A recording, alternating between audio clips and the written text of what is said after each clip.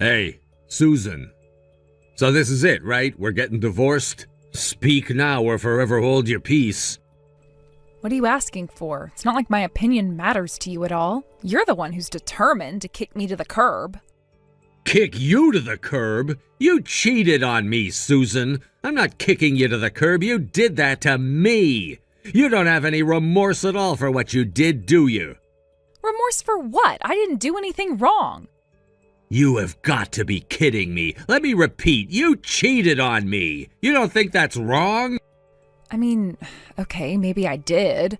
But just try for 1 second to look at it from my perspective. Think about it, Kyle. Why would I cheat on you if you didn't do anything wrong to me? Are you seriously saying it's my fault that you cheated on me? I have been nothing but good to you from day one. I've done everything for you that a husband should and then some. So if you're gonna sit there and claim this is my fault, you're gonna have to show some receipts. Tell me, what did I do to deserve this? Yep, that's exactly how I thought you'd react. You haven't even done a single ounce of self-reflection on how you could have done better. It's precisely that uncaring attitude of yours that forced me to run into another man's arms. So, once again, me cheating on you was your fault. You are in no position to criticize me for anything. Don't give me attitude. I want specifics. Tell me in precise terms, what did I do wrong? If I really deserve to get cheated on like you're claiming, then there must be one specific incident where I wronged you. I shouldn't have to tell you, but fine. It's because you did nothing but work. Do you have any idea how lonely I was with you gone all the time? I had one little affair to cope with the loneliness, and now you're acting like I'm some sort of villain.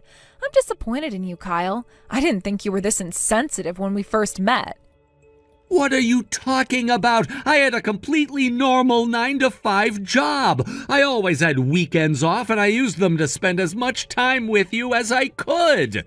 So if you're trying to tell me that I did nothing but work, I don't have the slightest clue where you're coming from. There you go, proving me right yet again. I really didn't realize how lonely you were making me feel. If my own husband neglects me like that, what else am I supposed to do but find a man who will give me the attention I need? I'm speechless, Susan. Completely speechless. I've never in my entire life met an adult who's willing to do this kind of mental gymnastics in order to avoid taking responsibility for their actions. I'm insensitive, huh? Well, you're just a garden variety sociopath. I'm not a sociopath.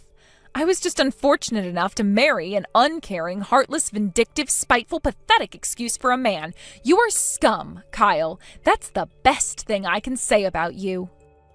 Are you for real right now? Dear God, you're a piece of work, Susan. Whatever, I'm done with this conversation. There's no point in trying to talk to you about this, or for that matter, anything else ever again. I guess this makes it official. We're getting divorced. I'll start making the necessary arrangements. Yeah, do whatever you want. I don't care. That just makes it easier for me to finally be with my boyfriend. He cares for me way more than you ever did, you jerk. How wonderful for the two of you. Oh, well, this actually makes my life a lot easier, too. You moving in with him means I can save a bunch of money on having you served. It would have been at least another couple $100 in legal fees if you were at different addresses. What? You're suing me? Do you need me to spell it out for you? Fine, I see you're both immoral and an idiot, so I'll get straight to the point. I'm suing both you and your boyfriend for the affair. You really are thick, Kyle. Weren't you paying attention just now? I cheated on you because you were neglecting me. It was your fault. And since it was your fault, you're the one who should be paying me damages. You have got to be joking. All right, let's hear your incredible legal theory on how I'm the one who owes you damages. I'm all ears. It's easy enough to understand. I shouldn't have to explain it. We're getting divorced, and it's your fault. So you owe me money. See? Simple. Wow. Have you considered taking up a career in law? Good God, there's not enough ibuprofen in the world to fix the headache you're giving me. I'm sorry. Was that too hard for you to understand? You're such a moron. How can you not get this? Yeah, you got me real good. I'm clearly no match for your superior intellect, Susan. I'm gonna have to get a pretty good lawyer to take you on. That's not actually me being sarcastic, though. I am getting a good lawyer. Anytime you want to talk to me, you can go through him. Lawyer? Are you for real? Yeah, I don't have the time or patience to talk with you about this anymore. I'm getting a lawyer to take care of everything for me. You're just too much to deal with. I'll let you know once I've officially retained one, and after that point, I don't ever want to speak to you again. Take it up with my lawyer. Hold on just 1 second. That's not fair. You can't be the only one of us with a lawyer. What about me? I want a lawyer too. Wake up, Susan. We're getting divorced. Why the hell would I have to get a lawyer for both me and you? That's not how any of this works. If you want a lawyer, get one yourself. Fine, I'll get myself a lawyer, a really, really good one, and I'm gonna take you to the cleaners. I'm gonna sue you for everything you've got. I'd like to see you try. Anyway, this conversation is over for now. We'll pick it back up when we both get our lawyer situation settled. I have to go to work early tomorrow anyway. What about you? Are you at your parents' house right now? Don't cause your mom any trouble about this. Got it? This doesn't concern her. I don't need to hear that from you. She's my mom, not yours. I know that. That's not the point. Forget it. I'm done. Goodbye.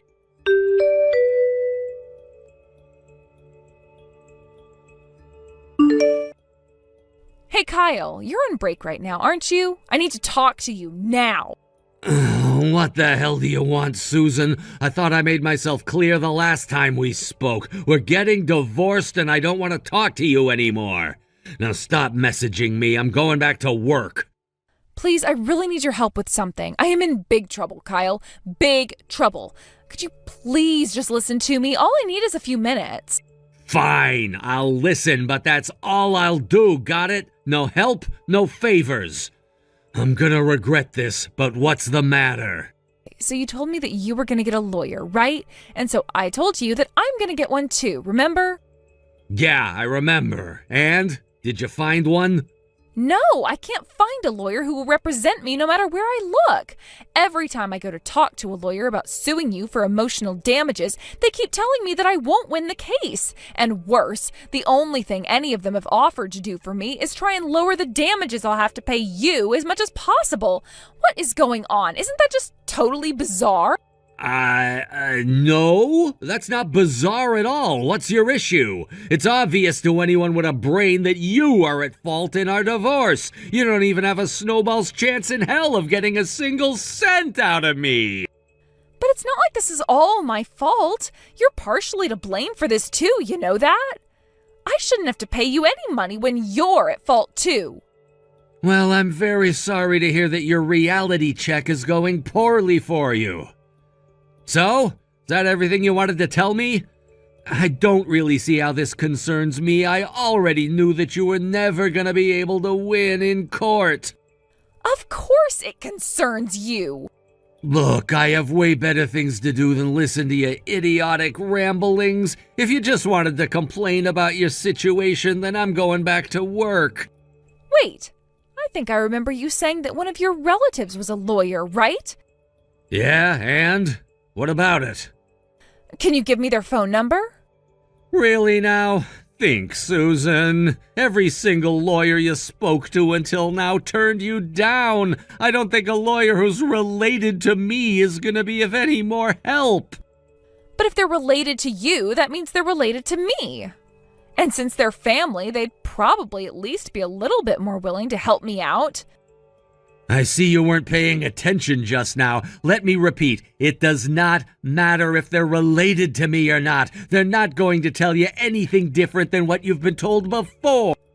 You don't know that for sure. Maybe the other lawyers were all just a bunch of misogynists and didn't want to help a woman in trouble.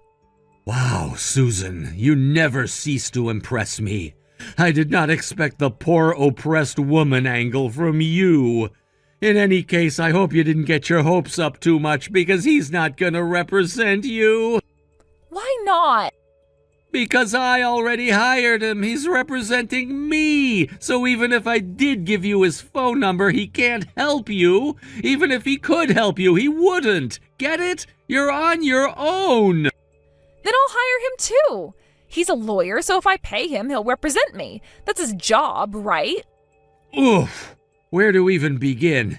Yes, there is a problem with that. He's representing me, Susan. He can't represent both me and the person I'm suing. Seriously, Susan, try thinking before you open your mouth next time. What do you mean? If he's working on both our cases at the same time, wouldn't that just save him time and effort? And besides, since we're all family, that would just make talking things over easier. Just give me his phone number, okay? We can talk about the details later. I need to get a lawyer as soon as possible. All right, have it your way. I'll send you the number for his office later. Just don't say I didn't warn you when he turns you down exactly like I said he would. Thanks. If you would have been this helpful up until now, maybe we wouldn't be getting divorced. I'm gonna go ahead and ignore that remark. I gotta get back to work. Goodbye. And for real, this time, from this point on, whenever you want to talk to me, you need to go through him. Don't message me about anything ever again. And I mean anything. Don't worry. Once I get a lawyer, I'll never talk to you again. I don't need to waste time talking to my ex-husband when I've got my new boyfriend to keep me company. Speaking of which, my lawyer will be having a talk with him sometime soon, too. Why? What's he got to do with anything? Did you forget? I'm suing both of you. I plan to have my lawyer take care of everything as soon as possible, so if you want to get yourself a lawyer, you'd better do it quick. What are you so concerned about? We're gonna have the same lawyer. Right. Okay, moving on. Just make sure you respond as quickly as possible when the time comes. Yeah, I got it. Get off my back. I'm gonna go now. I gotta get ready for a date with my boyfriend tonight. We've got a very stimulating evening ahead of us.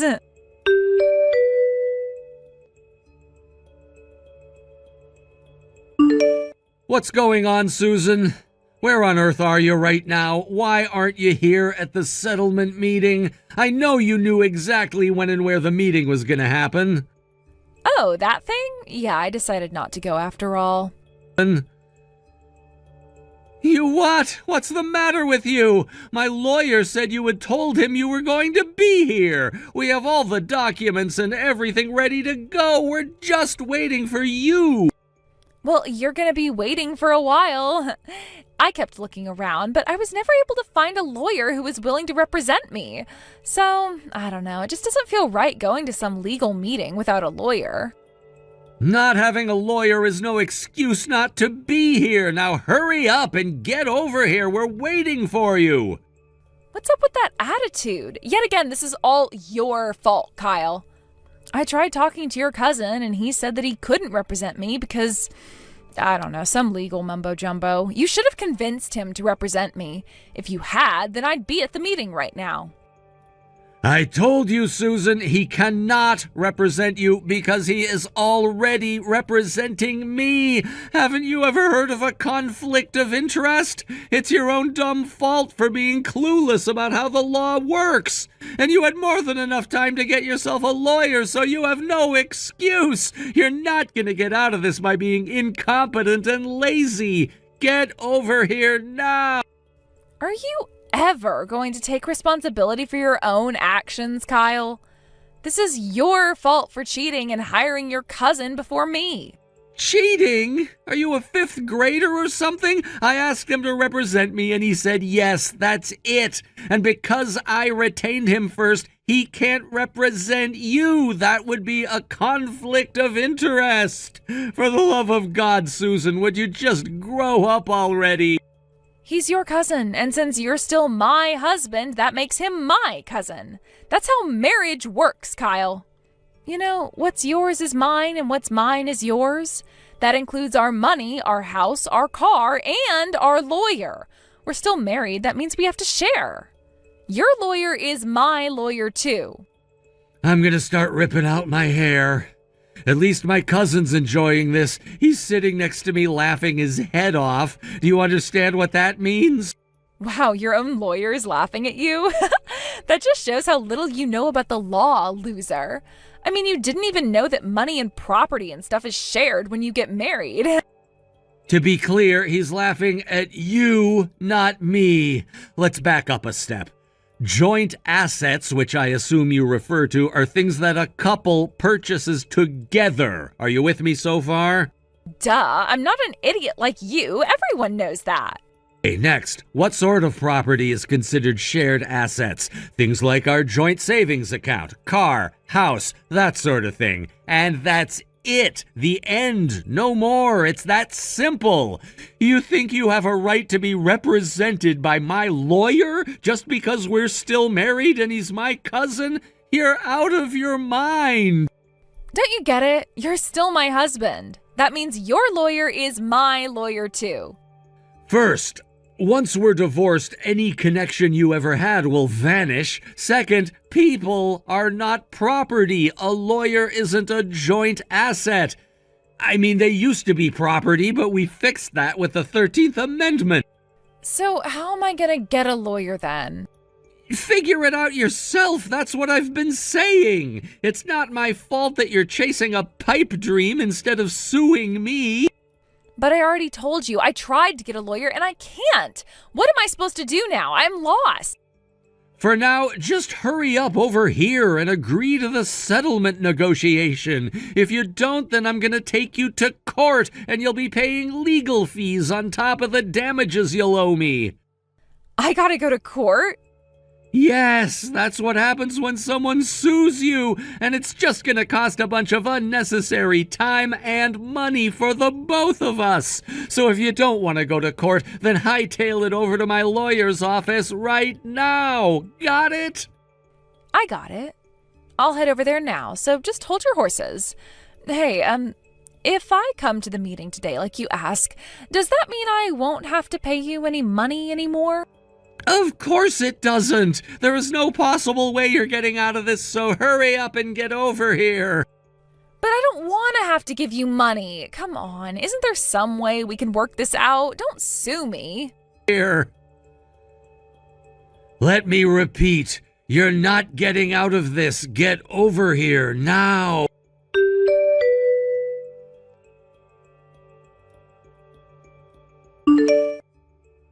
This is all your fault. Everything. I am never gonna forgive you for this. Never, ever. You're the last person I wanted to talk to this early in the morning. And it's my day off, too. Can we do this later or never? Don't give me that. You were there at the meeting yesterday. You saw everything that happened. Because of you, my boyfriend dumped me. Don't you have anything to say for yourself? Oh, you mean how he said that if it meant getting sued, he didn't want to be with you anymore? You really know how to pick 'em, huh, Susan? Next time you have an affair, try and pick a guy who isn't both a complete flake and a moron. Well, it would be better to not have another affair in the first place, but seeing as how you apparently can't resist, that might be some good advice for you to take. Stop trying to pin this all on me, Kyle. If you hadn't gone and threatened to sue me, none of this would have happened. Even after how much I begged you not to sue me, you just kept on moving forward with your plan to destroy me. Why won't you just listen to me for once in your life? I don't see any reason why I should listen to the woman who cheated on me. God, I can see why that guy left you. Aren't I allowed to be happy? I was serious about him. You have no right to come between me and my true love, you selfish jerk. If you were really so serious about this guy, don't you think we would have both been better off if you divorced me and then started sleeping with him? You have only yourself to blame for the position you're in. I hope this recent chain of events has taught you a valuable life lesson. So what am I supposed to do now, huh? Live all by myself, barely scraping by while I pay off the settlement? I don't deserve any of this. Well, seeing as you cheated on me and all, yes, you actually do. And by the way, your boyfriend left before we finished our discussion, but don't you think you should have tried to stop him? You know, I tried to stop him. I begged him not to leave. You saw me crying. Don't pretend you forgot. Oh, I'm actually not talking about that. I don't care if he leaves you or not. I just think he must not have read the papers I sent him properly is all. I'm pretty sure he's not aware that I'm suing him too, not just you. Has he said anything to you about that? What? Why, though? This is the first time I'm hearing about this. No, it's not. We went through all of this yesterday. I guess you were probably too caught up with the fact that your boyfriend left you to pay much attention. And since he left before we got around to him, I guess maybe he genuinely doesn't realize it. Are you seriously doing this? If he gets sued because of me, he is never gonna take me back. He'll be mad at me forever. That's not my problem. It's whatever, honestly. It's not like he's gonna be able to escape me forever. Worst case scenario, the lawsuit goes into default and I can just get his wages garnished. If you ever talk to him again, let him know that I'm gonna see to it that he pays me what he owes me. You're enjoying all of this, aren't you, you sick freak? Once I start making payments on the settlement, my savings are gonna dry up overnight. I had been working so hard to save money for the time when I could finally be together with him. Oh, for the record, that money is also subject to division of assets during the divorce proceedings, so yeah, you shouldn't count on keeping that. What? No way. That was money that I saved up for myself. Yeah, and you were taking that money out of my paycheck every month. Since I was the only one who was working, that makes it a joint asset. In other words, half of that money is mine. I'm happy for you. You've been learning a lot about the law these last few weeks. Wait, so are you saying that I can't use that money to pay off the settlement? I mean, you can use your half of the money to pay it off if you really want to, but I don't think there will be much left after that. This sucks. I have no idea how to go on after this. How am I going to get by without my boyfriend or my money? I guess you could always, get a job. I told my boyfriend that I had a bunch of savings, though. I thought that would be an easy way to get him to take me back. But now that you're intent on stealing that money from me, too, I have no idea how I can save my relationship. Stealing? Again, that's all money that I made. Nothing out of the ordinary is happening here. Oh, and one more thing. If you run into any legal trouble after this, let me know. I know a good lawyer I can introduce you to.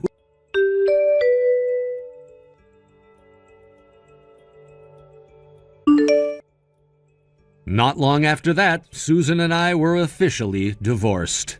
I also made good on my promise to sue her boyfriend, so I'm now getting monthly payments from both him and Susan. To be completely honest, I had always known that Susan was... how can I say this? Well, whatever. I always thought she was kind of stupid. But after everything that's happened during the last few weeks, I have no idea how I never saw what an utter idiot she really was. It's not like I had to lay some clever legal trap for her or anything. She just kept walking into the same metaphorical rake over and over and over again. And don't even get me started on her boyfriend. That guy is a complete flunky. I don't even know how he manages to dress himself and tie his shoes in the morning, much less live on his own. I guess you could say that the two of them are perfect for each other. Hey, Susan. So this is it, right? We're getting divorced? Speak now or forever hold your peace. What are you asking for? It's not like my opinion matters to you at all. You're the one who's determined to kick me to the curb. Kick you to the curb? You cheated on me, Susan. I'm not kicking you to the curb. You did that to me. You don't have any remorse at all for what you did, do you? Remorse for what? I didn't do anything wrong. You have got to be kidding me. Let me repeat, you cheated on me. You don't think that's wrong? I mean, okay, maybe I did. But just try for 1 second to look at it from my perspective. Think about it, Kyle. Why would I cheat on you if you didn't do anything wrong to me? Are you seriously saying it's my fault that you cheated on me? I have been nothing but good to you from day one. I've done everything for you that a husband should and then some. So if you're gonna sit there and claim this is my fault, you're gonna have to show some receipts. Tell me, what did I do to deserve this? Yep, that's exactly how I thought you'd react. You haven't even done a single ounce of self-reflection on how you could have done better. It's precisely that uncaring attitude of yours that forced me to run into another man's arms. So, once again, me cheating on you was your fault. You are in no position to criticize me for anything. Don't give me attitude. I want specifics. Tell me in precise terms, what did I do wrong? If I really deserve to get cheated on like you're claiming, then there must be one specific incident where I wronged you. I shouldn't have to tell you, but fine. It's because you did nothing but work. Do you have any idea how lonely I was with you gone all the time? I had one little affair to cope with the loneliness, and now you're acting like I'm some sort of villain. I'm disappointed in you, Kyle. I didn't think you were this insensitive when we first met. What are you talking about? I had a completely normal 9-to-5 job. I always had weekends off, and I used them to spend as much time with you as I could. So if you're trying to tell me that I did nothing but work, I don't have the slightest clue where you're coming from.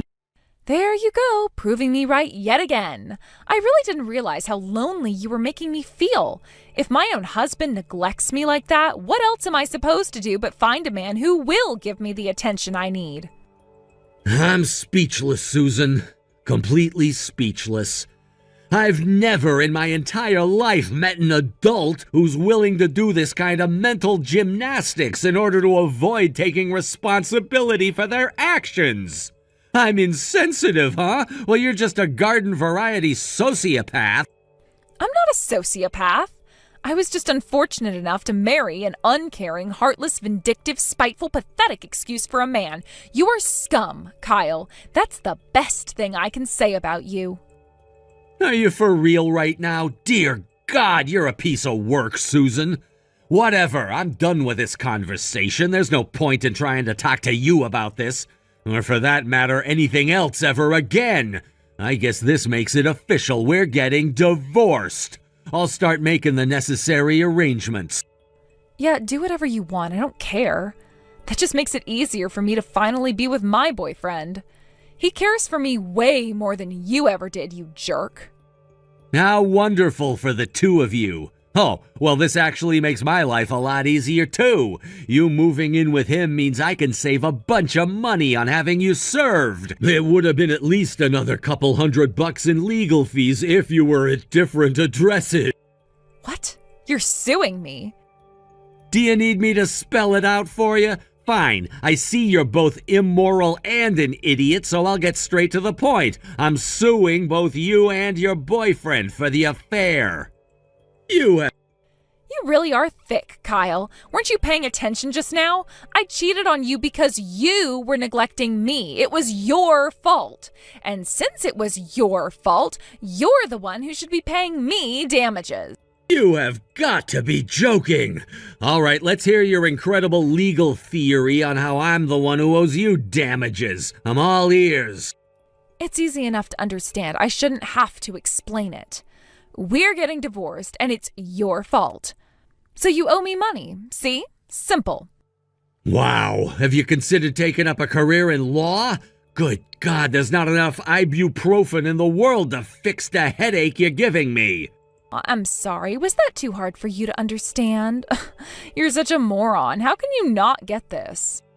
Yeah, you got me real good. I'm clearly no match for your superior intellect, Susan. I'm gonna have to get a pretty good lawyer to take you on. That's not actually me being sarcastic, though. I am getting a good lawyer. Anytime you want to talk to me, you can go through him. Lawyer? Are you for real? Yeah, I don't have the time or patience to talk with you about this anymore. I'm getting a lawyer to take care of everything for me. You're just too much to deal with. I'll let you know once I've officially retained one, and after that point, I don't ever want to speak to you again. Take it up with my lawyer. Hold on just 1 second. That's not fair. You can't be the only one of us with a lawyer. What about me? I want a lawyer too. Wake up, Susan. We're getting divorced. Why the hell would I have to get a lawyer for both me and you? That's not how any of this works. If you want a lawyer, get one yourself. Fine, I'll get myself a lawyer, a really, really good one, and I'm gonna take you to the cleaners. I'm gonna sue you for everything you've got. I'd like to see you try. Anyway, this conversation is over for now. We'll pick it back up when we both get our lawyer situation settled. I have to go to work early tomorrow anyway. What about you? Are you at your parents' house right now? Don't cause your mom any trouble about this, got it? This doesn't concern her. I don't need to hear that from you. She's my mom, not yours. I know that. That's not the point. Forget it. I'm done. Goodbye.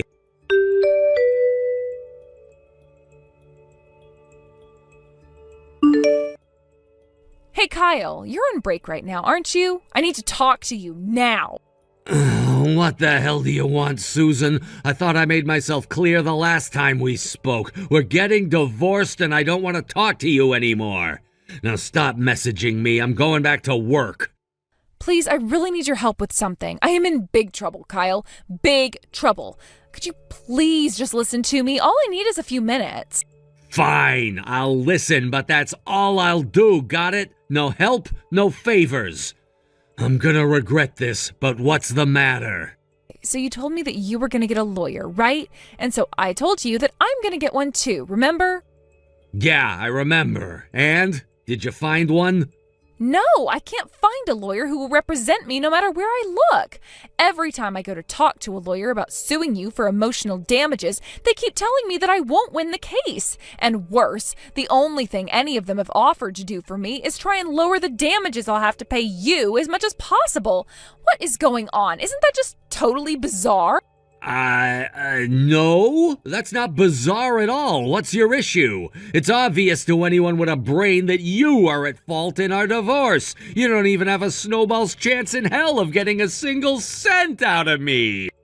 But it's not like this is all my fault. You're partially to blame for this too, you know that? I shouldn't have to pay you any money when you're at fault too. Well, I'm very sorry to hear that your reality check is going poorly for you. So, is that everything you wanted to tell me? I don't really see how this concerns me. I already knew that you were never gonna be able to win in court. Of course it concerns you. Look, I have way better things to do than listen to your idiotic ramblings. If you just wanted to complain about your situation, then I'm going back to work. Wait, I think I remember you saying that one of your relatives was a lawyer, right?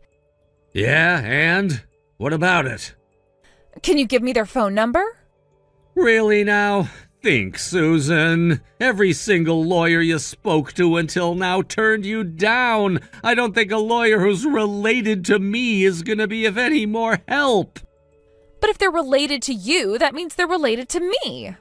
And since they're family, they'd probably at least be a little bit more willing to help me out.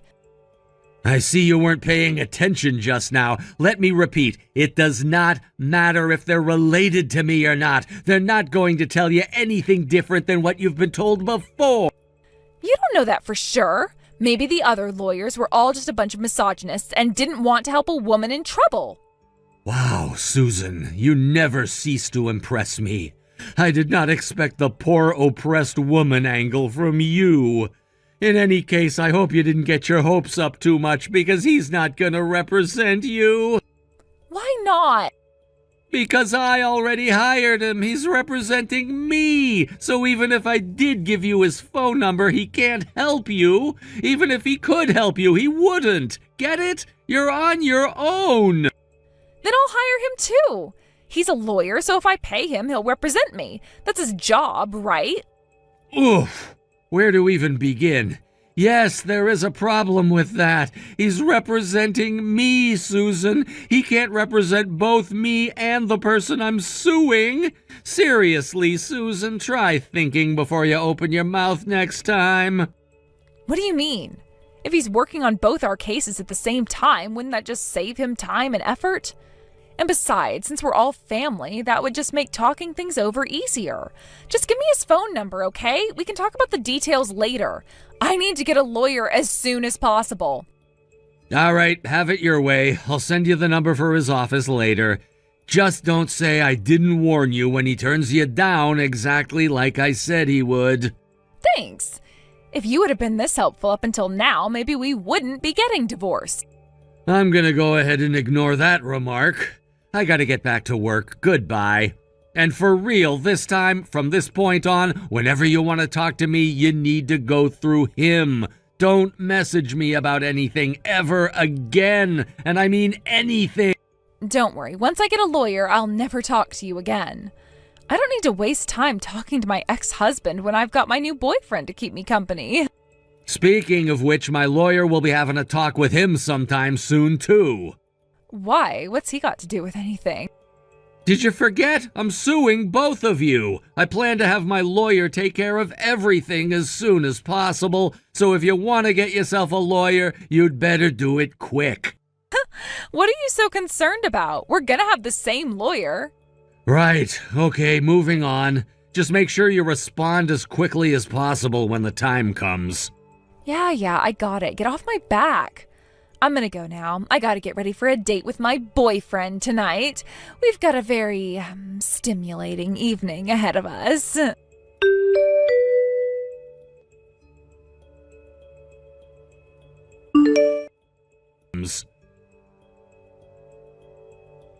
What's going on, Susan? Where on earth are you right now? Why aren't you here at the settlement meeting? I know you knew exactly when and where the meeting was gonna happen. Oh, that thing? Yeah, I decided not to go after all. You what? What's the matter with you? My lawyer said you had told him you were going to be here. We have all the documents and everything ready to go. We're just waiting for you. Well, you're gonna be waiting for a while. I kept looking around, but I was never able to find a lawyer who was willing to represent me. So, I don't know, it just doesn't feel right going to some legal meeting without a lawyer. Not having a lawyer is no excuse not to be here. Now hurry up and get over here. We're waiting for you. What's up with that attitude? Yet again, this is all your fault, Kyle. I tried talking to your cousin, and he said that he couldn't represent me because, I don't know, some legal mumbo-jumbo. You should have convinced him to represent me. If you had, then I'd be at the meeting right now. I told you, Susan, he cannot represent you because he is already representing me. Haven't you ever heard of a conflict of interest? It's your own dumb fault for being clueless about how the law works. And you had more than enough time to get yourself a lawyer, so you have no excuse. You're not going to get out of this by being incompetent and lazy. Get over here now. Are you ever going to take responsibility for your own actions, Kyle? This is your fault for cheating and hiring your cousin before me. Cheating? Are you a fifth grader or something? I asked him to represent me and he said yes, that's it. And because I retained him first, he can't represent you. That would be a conflict of interest. For the love of God, Susan, would you just grow up already? He's your cousin, and since you're still my husband, that makes him my cousin. That's how marriage works, Kyle. You know, what's yours is mine, and what's mine is yours. That includes our money, our house, our car, and our lawyer. We're still married. That means we have to share. Your lawyer is my lawyer, too. I'm gonna start ripping out my hair. At least my cousin's enjoying this. He's sitting next to me laughing his head off. Do you understand what that means? Wow, your own lawyer is laughing at you? That just shows how little you know about the law, loser. I mean, you didn't even know that money and property and stuff is shared when you get married. To be clear, he's laughing at you, not me. Let's back up a step. Joint assets, which I assume you refer to, are things that a couple purchases together. Are you with me so far? Duh, I'm not an idiot like you. Everyone knows that. Okay, next, what sort of property is considered shared assets? Things like our joint savings account, car, house, that sort of thing. And that's it. The end. No more. It's that simple. You think you have a right to be represented by my lawyer just because we're still married and he's my cousin? You're out of your mind. Don't you get it? You're still my husband. That means your lawyer is my lawyer too. First, once we're divorced, any connection you ever had will vanish. Second, people are not property. A lawyer isn't a joint asset. I mean, they used to be property, but we fixed that with the 13th Amendment. So how am I gonna get a lawyer then? Figure it out yourself. That's what I've been saying. It's not my fault that you're chasing a pipe dream instead of suing me. But I already told you, I tried to get a lawyer and I can't. What am I supposed to do now? I'm lost. For now, just hurry up over here and agree to the settlement negotiation. If you don't, then I'm gonna take you to court and you'll be paying legal fees on top of the damages you'll owe me. I gotta go to court? Yes, that's what happens when someone sues you, and it's just gonna cost a bunch of unnecessary time and money for the both of us. So if you don't want to go to court, then hightail it over to my lawyer's office right now. Got it? I got it. I'll head over there now, so just hold your horses. Hey, if I come to the meeting today like you ask, does that mean I won't have to pay you any money anymore? Of course it doesn't. There is no possible way you're getting out of this, so hurry up and get over here. But I don't want to have to give you money. Come on, isn't there some way we can work this out? Don't sue me. Here. Let me repeat. You're not getting out of this. Get over here now.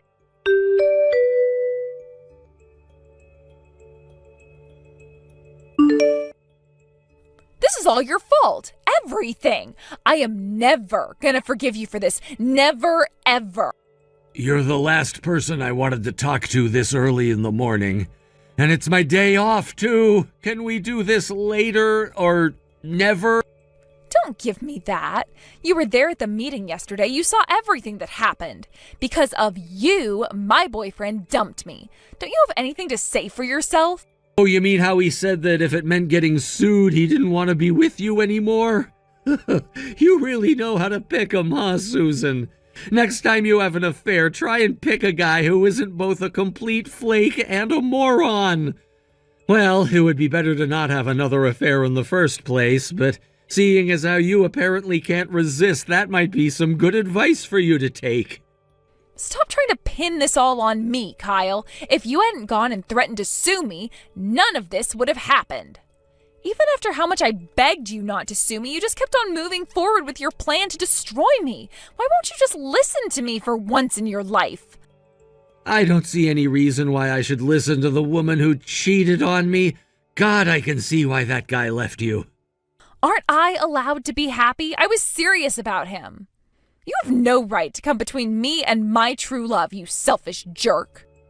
If you were really so serious about this guy, don't you think we would have both been better off if you divorced me and then started sleeping with him? You have only yourself to blame for the position you're in. I hope this recent chain of events has taught you a valuable life lesson. So what am I supposed to do now, huh? Live all by myself, barely scraping by while I pay off the settlement? I don't deserve any of this. Well, seeing as you cheated on me and all, yes, you actually do.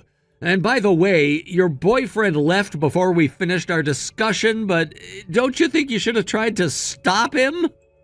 You know, I tried to stop him. I begged him not to leave. You saw me crying. Don't pretend you forgot. Oh, I'm actually not talking about that. I don't care if he leaves you or not. I just think he must not have read the papers I sent him properly is all. I'm pretty sure he's not aware that I'm suing him too, not just you. Has he said anything to you about that? What? Why, though? This is the first time I'm hearing about this. No, it's not. We went through all of this yesterday.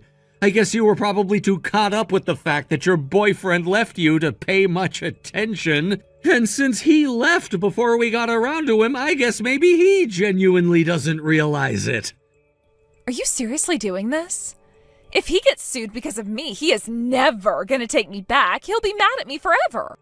That's not my problem. It's whatever, honestly. It's not like he's gonna be able to escape me forever.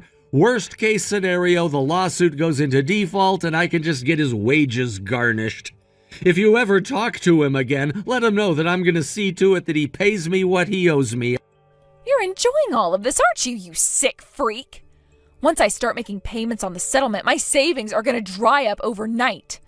I had been working so hard to save money for the time when I could finally be together with him. Oh, for the record, that money is also subject to division of assets during the divorce proceedings, so yeah, you shouldn't count on keeping that. What? No way. That was money that I saved up for myself. Yeah, and you were taking that money out of my paycheck every month. Since I was the only one who was working, that makes it a joint asset. In other words, half of that money is mine. I'm happy for you. You've been learning a lot about the law these last few weeks. Wait, so are you saying that I can't use that money to pay off the settlement? I mean, you can use your half of the money to pay it off if you really want to, but I don't think there will be much left after that.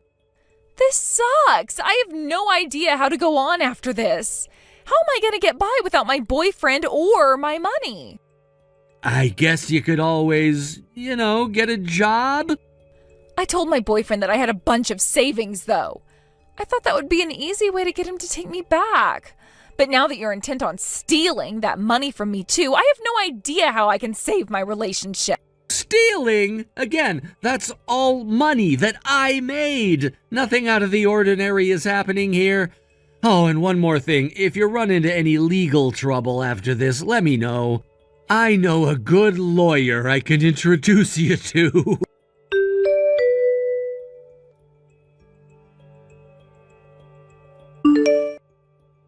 Not long after that, Susan and I were officially divorced. I also made good on my promise to sue her boyfriend, so I'm now getting monthly payments from both him and Susan. To be completely honest, I had always known that Susan was... how can I say this? Well, whatever. I always thought she was kind of stupid. But after everything that's happened during the last few weeks, I have no idea how I never saw what an utter idiot she really was. It's not like I had to lay some clever legal trap for her or anything. She just kept walking into the same metaphorical rake over and over and over again. And don't even get me started on her boyfriend. That guy is a complete flunky. I don't even know how he manages to dress himself and tie his shoes in the morning, much less live on his own. I guess you could say that the two of them are perfect for each other. Hey, James. Sorry to bother you while you're at work. I was just wondering, were you planning on coming home tonight, or will you stay at the office again? I'm pretty close to passing out as things stand, so I was thinking about going to bed soon. I understand you're probably busy at work, but if you could just shoot me a quick text letting me know, I'd appreciate it.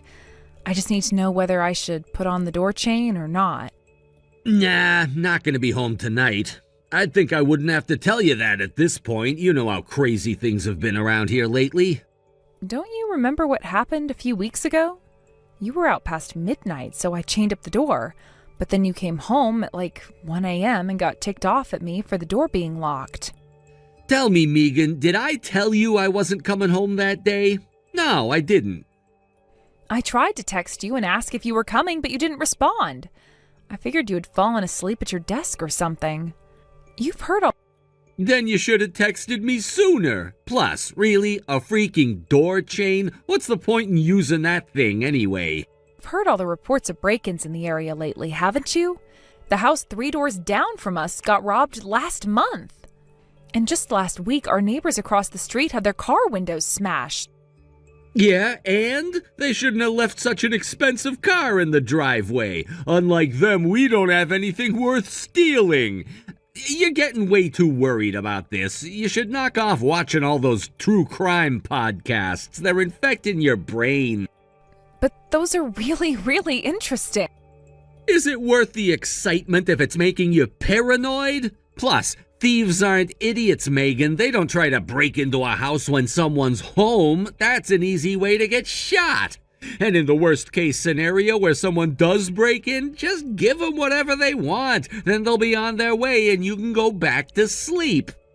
You have got to be kidding me. You honestly think they'll be satisfied with that?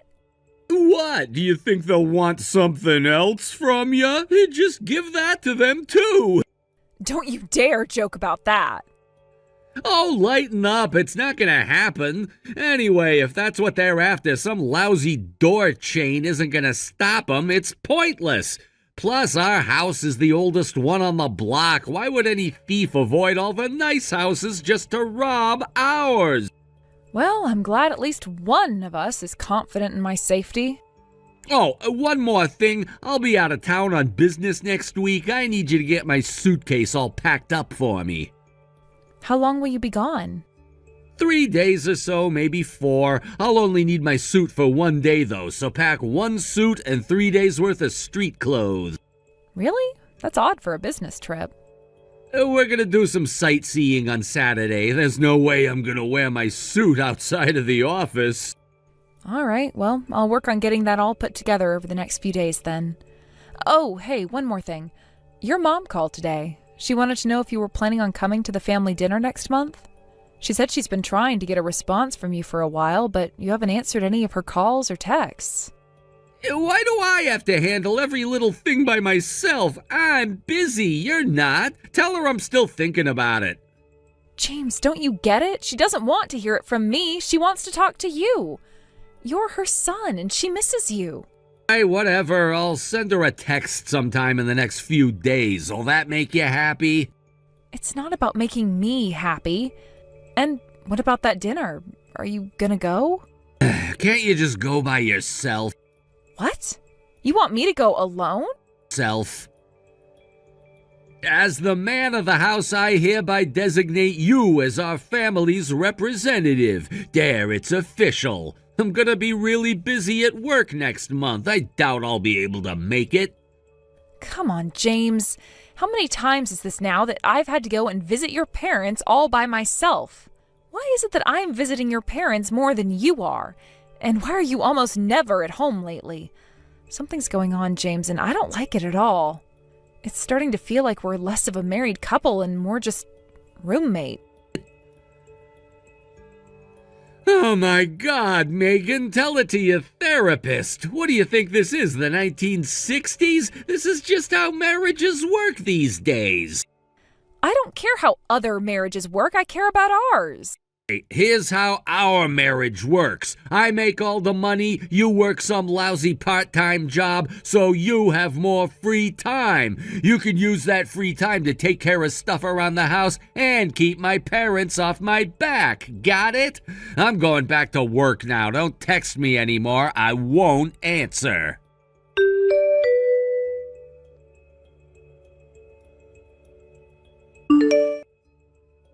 For God's sake, Megan, I sure hope you're enjoying yourself in that hospital room getting waited on by nurses, because it sure does suck having to pack my own freaking suitcase. Some housewife you are.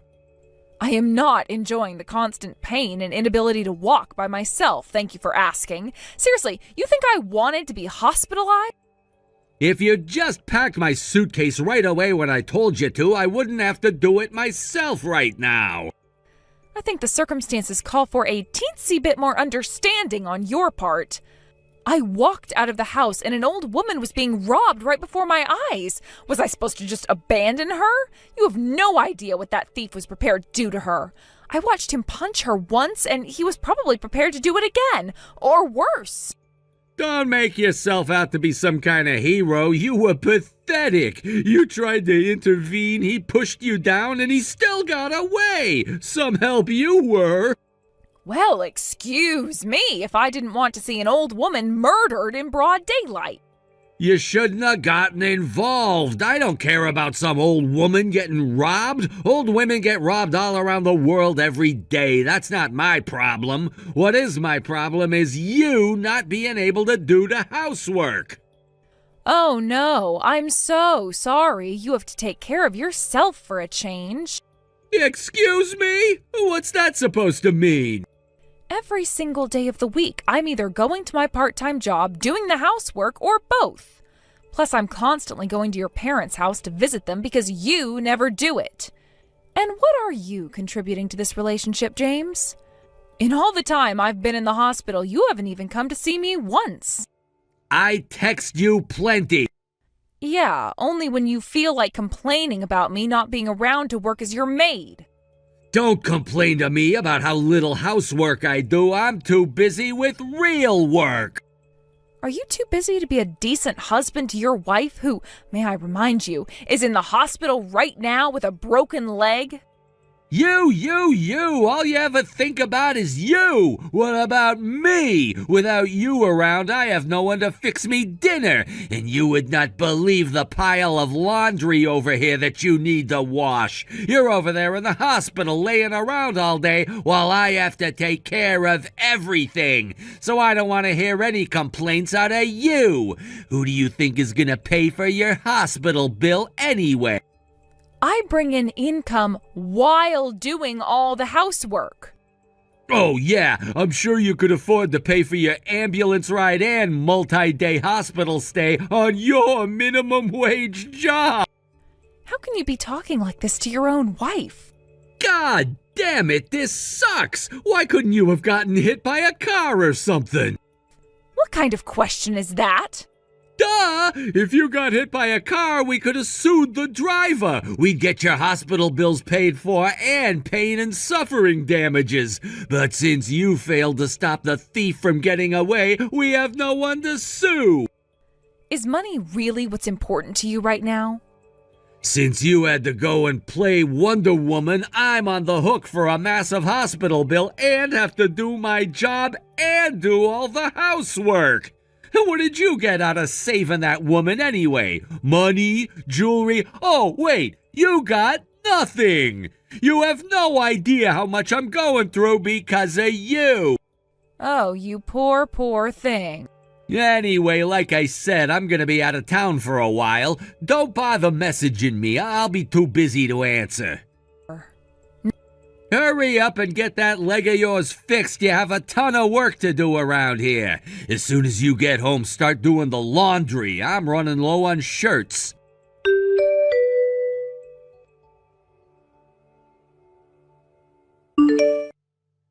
Oh, for the love of God, Megan, when are you getting released from the hospital? Next month? You cannot be serious. What on earth is taking so long? They're doctors, James, not miracle workers. It was a really bad fracture. They had to operate and everything. They're not just going to kick me right from the operating table out onto the street. That's it. I have had it. I know this may not be the best timing with you in the hospital and all, but I've made up my mind. I want to get divorced. What? You've become completely useless to me. What good is a housewife who's never in the house? When we got married, I thought I was getting a woman capable of cooking and cleaning. You know, everything I need you to do for me. But now you're just dead weight. I cannot believe what you're saying to me. Believe it or not, this is real, Megan. It's not like you're gonna go back to normal anytime soon either. Even after you get home, you're gonna have to use a wheelchair or crutches or something, right? I mean, for a while, yeah, and I'll need to go to physical therapy too. But it's not like I'm gonna be bedridden or anything. Yeah, so it's exactly what I thought. You're gonna be completely useless to me for the foreseeable future. I'm not waiting around that long. We're through. I'll pack up your stuff for you. Should I send it to your parents' house? This is ridiculous, James. You won't even wait until I'm out of the hospital to divorce me? With you stuck in the hospital, it'll be way easier to avoid dealing with you. I want to get everything taken care of before your release. James, fine, whatever. Go ahead and send my stuff to my parents' house. I'll send it cash on delivery. I'm not paying for shipping. And let me make one thing perfectly clear. I don't want to hear you playing the victim, got it? This divorce is 100% your fault. Who chose to help that old woman? You. Who got hurt? You. Who can't fulfill her marital duties anymore? You. Think about it this way. What would any company do to an employee who stopped doing their job? They'd fire them, right? Well, that's exactly what I'm doing right now. I'm firing you as my wife. You know, that analogy actually makes a lot of sense, James. It explains exactly why you're getting fired, too. Huh? You're right. I can't imagine many companies would keep employees on payroll when they're both incompetent and sleeping with their female subordinate. Wait. What are you talking about? Oh, come on, James. Don't play dumb with me. You arranged for a fake business trip with a client that doesn't exist, so you could have a vacation with your mistress on the company's dime. Out. How? How did I find out you were having an affair? Well, this may come as a surprise, but I've been keeping tabs on you for quite some time now. But there's no way you could be watching me. You're in the hospital. Even if you weren't, I think I'd notice someone in a freaking wheelchair following me around. I'm not doing it personally, you moron. I hired a private detective. No way. That's impossible. Private detectives cost a ton of money, and you don't have any. How could someone working for minimum wage afford something like that? You're bluffing, aren't you? Trying to get me to admit to something. Well, it's not gonna work. I admit nothing. You remember the old woman I rescued from the thief? It turns out she was very, very wealthy. And when I saved her that night, she told me she wanted to give me a token of her gratitude. That token was a wad of cash as big around as my arm.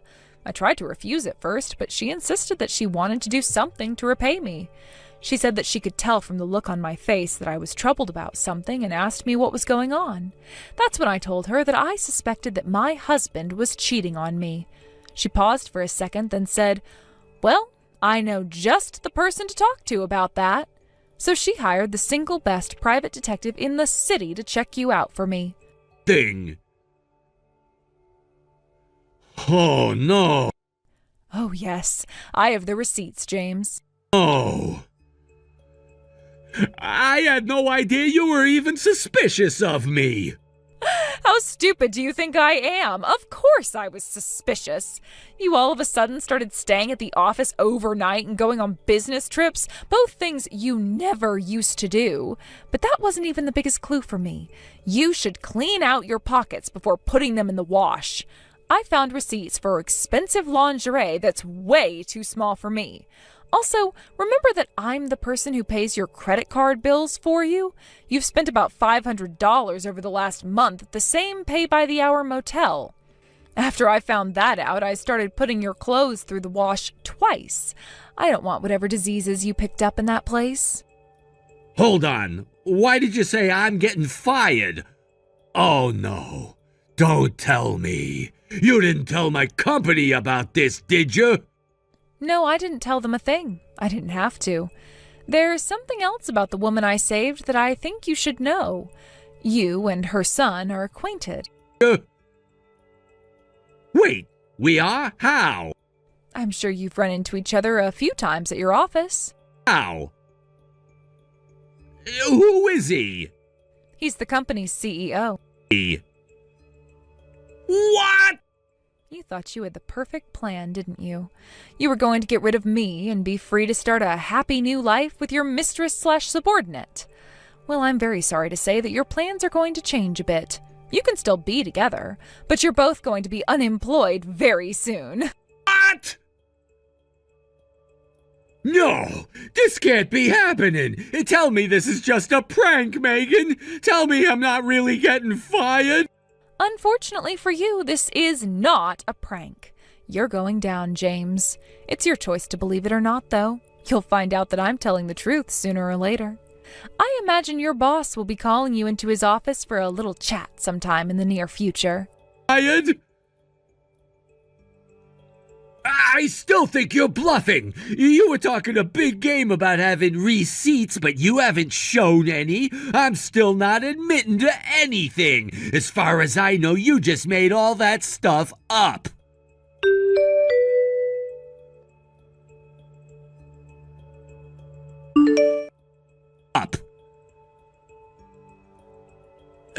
Hey there, Megan.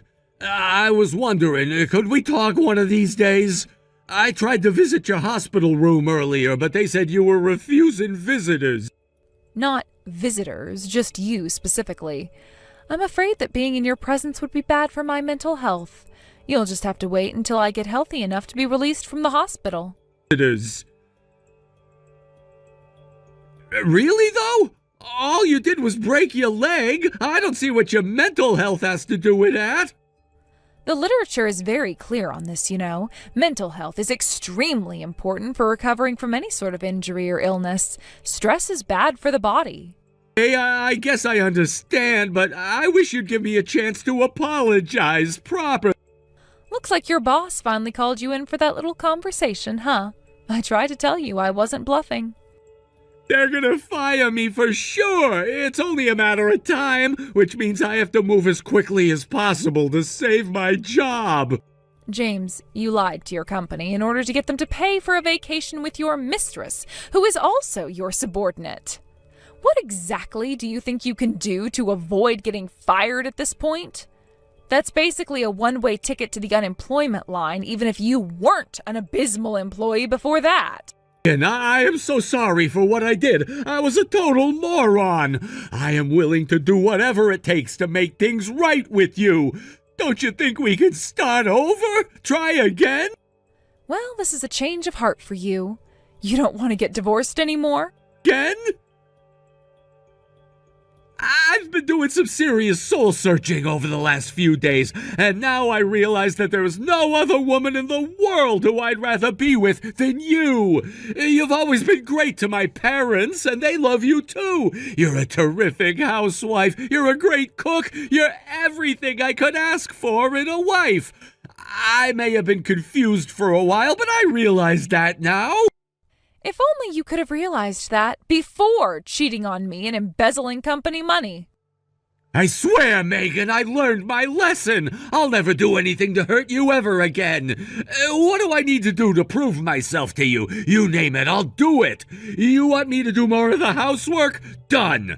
The next time I go out of town, I'll pack my own suitcase. Oh, and I'll even start going to visit my parents with you.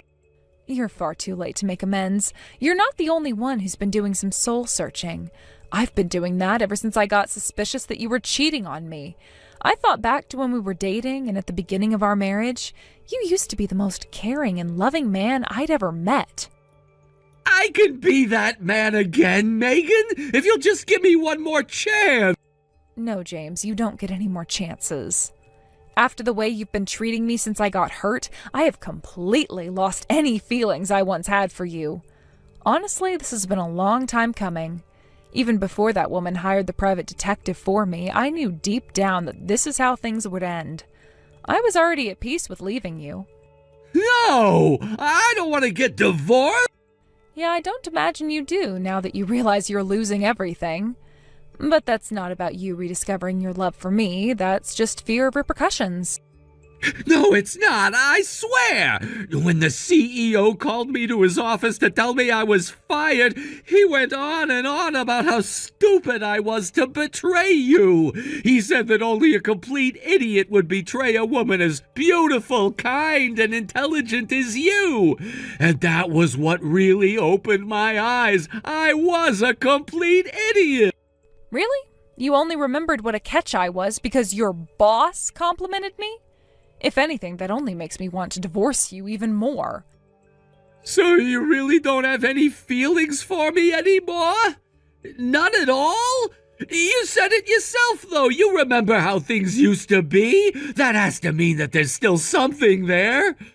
We've had lots of good times, haven't we? Oh, for sure we have. But those good times are all in the past. So much so that I don't even know what our last good time was. You've been treating me like a live-in maid for as long as I can remember. You were a good man and you were a good husband, and that's why I've been putting up with your behavior for as long as I have. But I can't do it anymore. Like, do you remember what the very first message you sent to me after I got to the hospital was? You were complaining about having to do your own chores, like packing your suitcase for your fake business trip. You weren't concerned about me in the slightest. I told you, I'm sorry about that. But the icing on the cake was when you told me that you wished I got hit by a car instead. After you said that, I knew there was no point in me trying to make this work anymore. There's nothing about being with you that makes it worth dealing with your appalling lack of empathy. I was an idiot, Megan! A jerk, a scumbag, a slimeball! The lowest of the low! I hurt you terribly, and I regret everything I did more than you could possibly know! I don't believe you. I have no reason to believe you. You don't have a sincere bone in your body.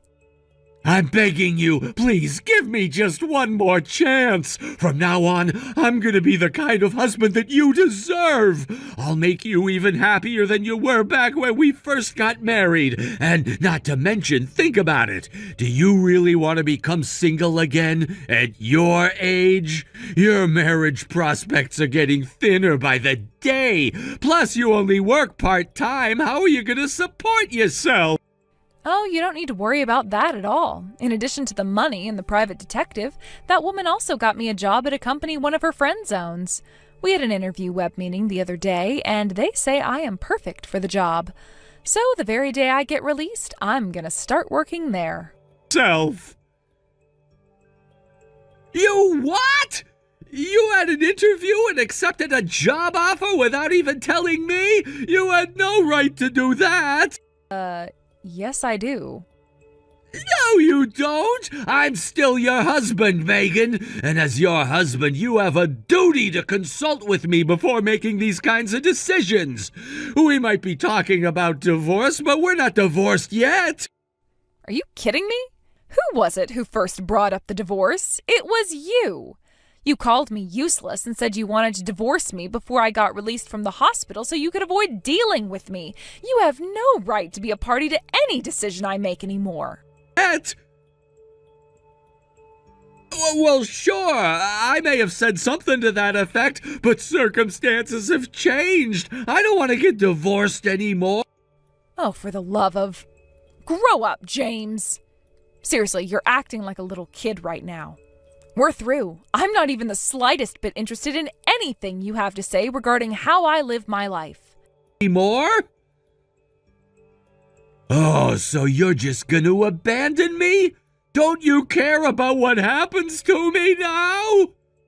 No, I don't care what happens to a cheating, lying, uncaring, unfeeling loser like you.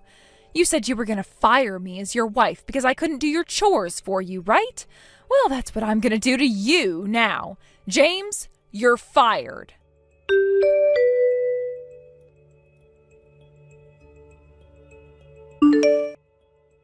James kept messaging me, trying to get me to take him back after that, so I told him to talk to my lawyer and blocked his number.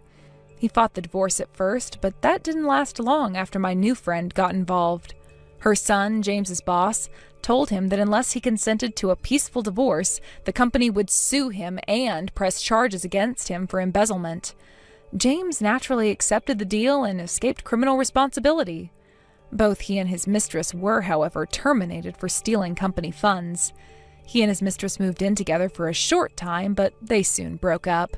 I have no idea where they are or what they're doing now. As for me, my leg is healed, and I have a great new job, a great new friend, and life has never been better. James said I didn't get anything out of stopping that thief, but wow, was he wrong. I barely ever think about him anymore. He's absolutely nothing to me now. From now on, I'm living life on my own terms. Hey, Vicky. Sorry to bother you with this, but is there any chance you could have all my golf clubs sent over? You're gonna play golf there? Yeah, the boss invited me. You haven't played in years. Are you sure this is a good idea? That's the thing. I'd be lying if I said I wasn't worried. I'm thinking of getting some practice in on my next day off before we go to avoid severe embarrassment. I know it's short notice, but I'd be super grateful if you could send them over tomorrow or the day after. Sure thing. I'll send them tomorrow. Thanks so much. You're a lifesaver. That reminds me, Rena's summer break starts soon, right? You guys want to fly down to Florida to hang out with your favorite guy in the whole world? Huh? You mean you? Yeah, duh. I'm not going to be down here forever, and I figure while I'm here on work transfer, we may as well make the most of it as a family. Yeah, my neighborhood's by no means a bustling city center, but there are loads of tourist spots, like nature and green stuff and alligators. They're chill as long as you don't go near them, though. There are tons of leisure activities around here. I think Rena would love it, and it would make me so happy to see you both again. Plus, imagine all the cool stuff she'd get to draw in her picture diary. Patris, you will be coming back here for Rena's birthday, right? Yeah, of course. Then, why would we go out of our way to fly down there to you? Let's just wait till her birthday. Well, how about you come here a week before her birthday, and then we all fly home and celebrate it with the rest of our family together. I don't know, Patris. Florida's really hot. Me and that kind of heat don't get along at all. I'd rather go somewhere cooler. Why would we go out of our way to fly out somewhere I'm going to be all sweaty and uncomfortable? Plus, global warming's really bad these days. I heard it's hotter than average this year. But we live in California. I hate traveling in heat. It'd be a nightmare bringing Rena along, too. We'd both be sweating messes and she'd be complaining the whole way. Well, I think she'd love it. Sure, it's hot here, but of course we have aircon everywhere, and it's not like we have to run any marathons or anything. We can just take our time and relax. Oops, silly me. I totally forgot. Rena has her swimming classes to go to during her summer break, so we have to stay here. Sorry, honey. Really? Well, I guess it can't be helped then. Still, though, this is a summer break we're talking about. We should at least take her somewhere. Can't we just take her to a theme park or something? She said she really wants to go to Peeps Land. She's been begging me to take her for what feels like forever now. Peeps Land? That's a great idea. That's a day of guaranteed family fun right there. You needn't think I'm coming. Huh? Oh, why? I don't have the patience to be standing around for hours queuing in that kind of heat. I'll get sunburned, and sunburn makes you wrinkle. There's no way I'm risking turning into a leather sofa just to trudge around in an overcrowded theme park, pretending to have fun for a whole day. Wait, what? Are you forgetting about how we used to sunbathe together? You never cared about that kind of thing before. You can get away with it while you're young, but as soon as you get older, the wrinkles start to show in people who get too much UV exposure. That's why I've been spending so much money on skin whitening treatments lately. I'm not saying you have to take the time of your life, but won't you at least go for Rena's sake? Don't you want to see her enjoying herself? I think she'd much rather we went together as a family. I'm not going, and that's final. The two of you can go without me. I'm with her 24/7. I think it's about time you start putting some effort into boosting your daddy credentials, because they're not looking great. You live thousands of miles away. She only gets to see you when you're not too busy to video call her. Wow. Are you holding my job against me now? The only reason I transferred over here in the first place was for you guys. Besides, I really don't think there's any correlation between you not going to the theme park with us and her liking me more. Maybe you don't feel that way because she's still in that sweet, affectionate age bracket. But it's a well-known fact that girls start hating their dads when they move up to middle school. And if she isn't absolutely besotted with you by then, you're in for a rude awakening. Well, sure, maybe as a general rule, but I find it hard to imagine Rena ever being like that. You're free to bury your head in the sand as much as you like. It makes no difference to me whether you live in delusional fantasy land or not. The bottom line is, I'm not going. Having to drag ourselves out to your parents' place for Rena's birthday every year is enough a pain in my ass as it is. The last thing I need is you forcing me to tag along on some plain-in-the-ass theme park trip. You might not be able to relate to this, but I work really hard looking after Rena. Surely I should get to enjoy some me time every now and then? I guess you do have a point. You have to do everything for her now I'm in Florida for work, not to mention all the housework on top of it. Got it. Me and Rena will go. Just the two of us. Yay! Score! Now I can finally have some chill-out time. You deserve it, Vicky. Well, thanks for everything you do. I appreciate you. Huh? Why are you getting all soppy on me all of a sudden? Relax, Patris. It's not a big deal, really. I know you didn't get much of a choice on the transfer, and I'm the one who chose not to come with you. Still, look after Rena, and keep things running at home all by yourself. I'm grateful for everything you do. That's nice, honey. But I do wish you expressed that gratitude by buying me gifts every now and then. Gifts? Is there something you want? Well, there might be a certain bag I got my eye on. It costs $1,500 though. $1,500? For a bag? Jesus, that's expensive. Is that a no? Yeah, you do work really hard, so it's not necessarily a no. You do know it's my birthday next month, right, babe? Wink, wink. Yeah, okay, got it. Leave it with me. Let me know if there's anything else you want. Don't worry, I will. But Vicky, don't you think you might be overusing the credit card a little lately? I almost had a heart attack when I saw this month's statement. Being a woman is expensive, Patris. Besides, I always have to buy Rena new clothes because she's growing so fast. Not to mention her school supplies, I'm hardly throwing it down the drain. I see, but please stop using it from now on. It's over the limit every month these days. Fine, I'll stop. Okay, I'm gonna go get your clubs ready to be sent off now. Cool, thanks, babe. You're doing me a big favor here.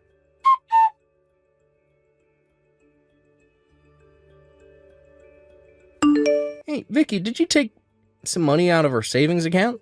Sorry, I was in urgent need of a little extra cash, so I took some out. Urgent need? What for? Is everything okay?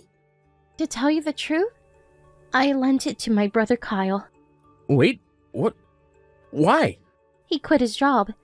He broke down in tears, begging me for help, saying he couldn't even afford his food or utilities anymore. He promised to pay it all back as soon as he found more work.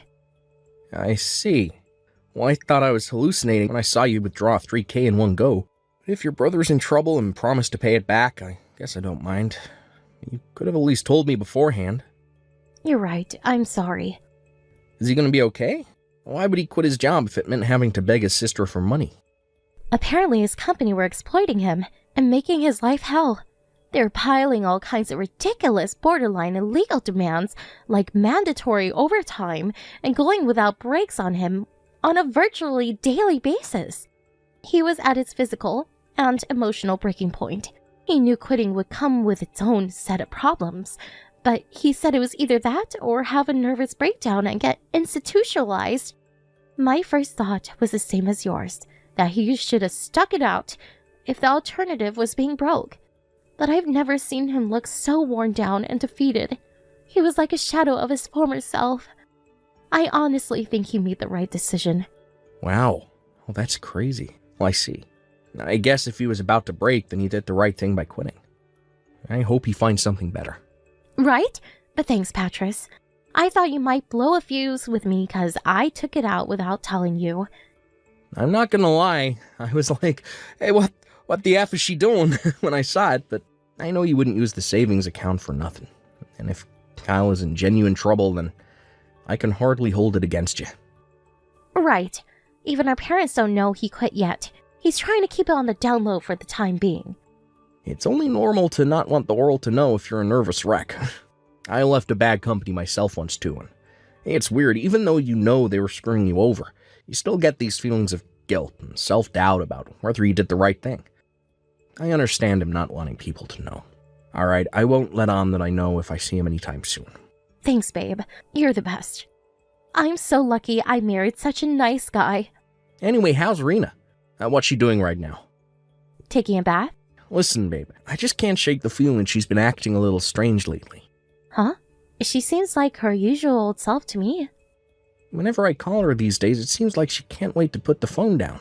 Her voice sounds kind of gloomy, too. It's like her vigor and zest for life disappeared somewhere all of a sudden. You sure you're not just imagining it? She seems plenty vigorous and zesty to me. Or maybe she just doesn't want to speak to you? Even so, I wouldn't take it personally. Like I said before, they all go through that phase eventually. Maybe so. She's not a baby anymore. She'll be ready for middle school soon. She's always been clever for her age, and everyone knows brighter kids are more likely to rebel against their parents, especially when they're overbearing. I think it's their way of asserting their independence. I'm hardly overbearing. I don't know, Patris. I think you embarrass her. You've been calling her every single day lately. Huh? Am I embarrassing? I think you should stop calling every day at least. Wow, I see. Well, I hadn't thought about it. You're right. Maybe I should give her some space. Besides, she's been really busy with her swimming classes lately. And if she's not at the pool, she's out with her friends. She's probably tired. To be honest, I don't think she has the time or energy to talk to you every day. But she probably feels too awkward to tell you straight, so it comes out in her attitude instead. I guess it's only normal she'd want to relax after doing laps at the pool for hours. Okay, got it. I won't call her tonight. I'll just have my dinner and jump in the tub. Okay, make sure you take it easy, honey. I saw on the news there's a heat wave over there right now. It said 27 people died of heat stroke already. Can't believe it. Looks like we made the right decision not to fly over after all. Yeah, nuts, right? Thanks, babe. I'll be careful. Make sure you guys take it easy, too.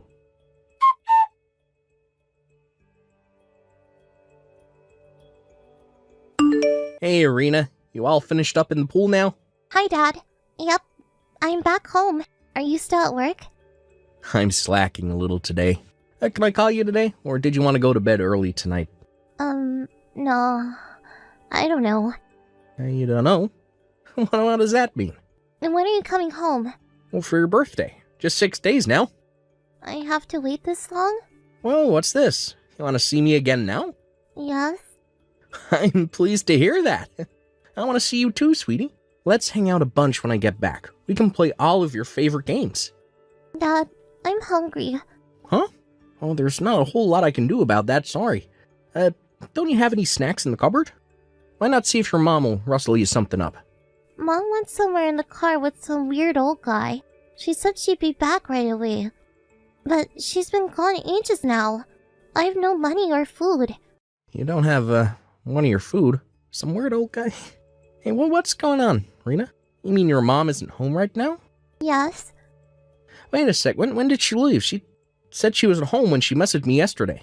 Well, she isn't. I haven't seen her in 5 days. What the? She gave me some money when she left. But I bought some stuff other than food and accidentally ran out. I messaged Mom so many times, but she won't respond. It has the tick marks, so I think she read them. Oh my god, I had no idea. What do I do, Dad? When is Mom coming home? I don't know when she'll be back. I'm so hungry. Hang on a sec, sweetie. I just messaged your grandma. She said she's on her way to you as we speak. She's gonna get you all your favorite foods. Okay. I'm sorry, Dad. Why would you apologize? You haven't done anything wrong. But I broke my promise to Mom. I didn't know what else to do when my money ran out. Hey, money's for spending, sweetie. Don't worry about it, but what do you mean your promise to your mom? She told me not to tell you she was at home. I haven't been going to my swimming classes either.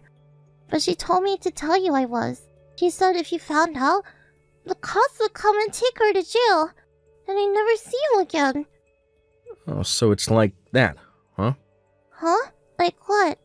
Nothing. Don't worry. Everything's gonna be okay now, Rena.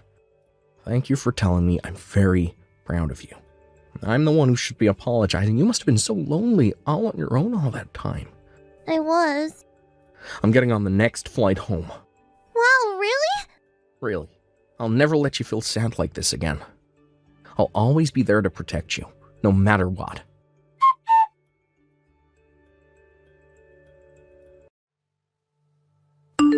Rena, where are you right now? Where did you disappear to? And who the hell do you think you are going out without my permission? Why? What do you mean, why? I just got home and you're nowhere to be seen. Did you seriously think you can get away with going out to play without my permission while I was out? How dare you disobey me? You haven't been home for 5 days. Because you went away in some weird old guy's car. Wait, you saw that? Yeah, I saw. He came to pick you up outside her house. That man's just a friend of mine, sweetie. Rena, you wouldn't have happened to mention any of this to your dad, would you? You said you'd get arrested if I told Dad, right? Exactly. You'd never be able to see him again. He'd be alone for the rest of your life. That's not true. I'm gonna be with Dad forever from now on. Huh? I'm at Grandma's house. Wait, what the hell? What are you doing there? I'm gonna give the phone to Dad now. He said there's some things he wants to discuss with you. Rena, no, wait! Are you really with your dad? Rena! Hey, Vicky, how was your holiday? You know, the one you left our daughter on her own to go on. Patris? Is this really Patris? No, it can't be. You have to be lying, whoever you are. He's still in Florida. It's not even Rena's birthday yet. You left your daughter all on her own at home for almost a week. You seriously think I can carry on working knowing that? Patris, please listen to me. My friend got into an accident and I had to rush back to my hometown on short notice. I was by her hospital bed the whole time. She's so badly injured it looks like she might not make it. I came home because of Rena, but I have to go back soon. The doctors are still saying I shouldn't get my hopes up. Why didn't you tell me then? Why didn't you leave Rena with my mom? It was really sudden. Besides, I knew if I told you I left Rena all on her own, you would have flipped out at me. Obviously. By the way, you can drop the act now. I know. Huh? I know you went on vacation with your lover. No way. My lover? I never cheat on you, baby. Surely you know that. And what's all this about a vacation? I've no idea what you're talking about. You can't seriously think I'd leave Rena all on her own to go on vacation. If you didn't go on vacation, would you mind explaining what all that stuff on our computer search history is about? You were looking at holiday sites for hours. You even stayed logged in to the one you ended up booking your trip on. I saw the ticket for your return trip to Guam in your order history. It wasn't me. It wasn't you. Oh, okay. Who else could it possibly have been? Someone hacked me. That kind of thing happens. You see in the news all the time. Someone must have put a virus on the computer and hacked us. There's a hacker inside our computer, Patris. Oh my god, we have to cancel all of our cards. They have access to our bank accounts. You really are something else. You still won't admit it, in spite of the fact you've obviously been busted. Why are you so convinced I'm cheating on you? If you're gonna make accusations like that, then you need to prove it. Show me the evidence. I admit, I left Rena on her own for a little while. And yes, I know that's not ideal, but it's not like I did it for no reason. My friend might die, Patris. I did not go on a vacation with the supposed lover I've apparently been cheating on you with, and I'm not about to admit to something I didn't do. I spoke to Kyle. Turns out he didn't quit his job. You did what now? He came over after I told your mom about you leaving Rena on her own for nearly a week to go get piped by Loverboy in Guam. He said he wanted to figure out what was going on, so we came over and we had a little chat. He showed up in a suit, which set off alarm bells right off the bat, because an unemployed guy on the verge of a nervous breakdown doesn't show up to your house in a suit, right? I asked him how things were with work, and guess what? He said things were going great. He still works at the same company he's been at for the last 10 years. He looked at me with such a confused expression when I asked him if anything out of the ordinary had happened lately, that I felt like a doofus for asking. That $3,000 was your vacation fund, wasn't it?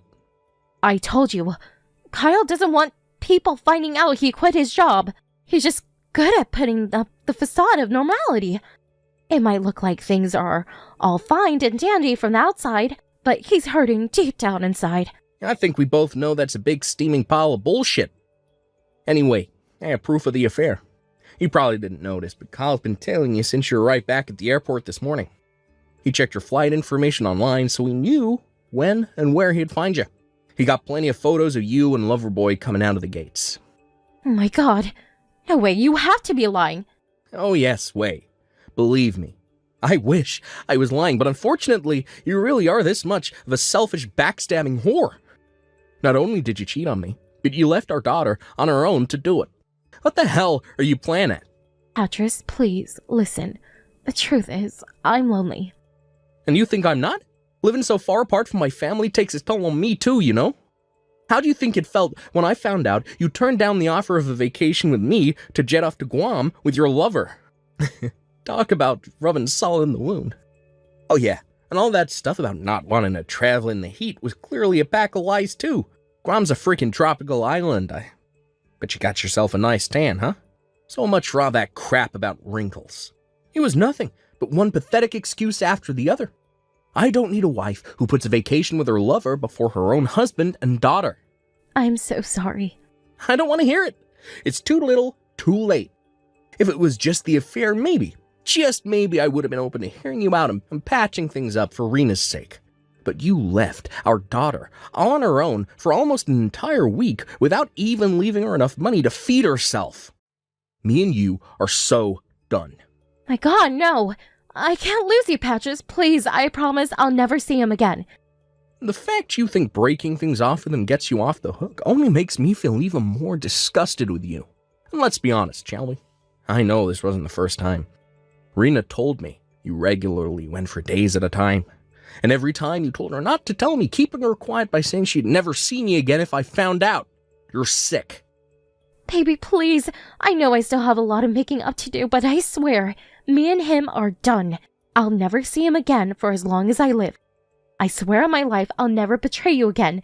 So please, I'm begging you, don't divorce me. Anything but divorce. No can do. My mind's made up and my resolve is firm. I'll never be able to look at your face again without being reminded of what a traitorous whorebag you are. If I could help it, we wouldn't even be having this conversation right now.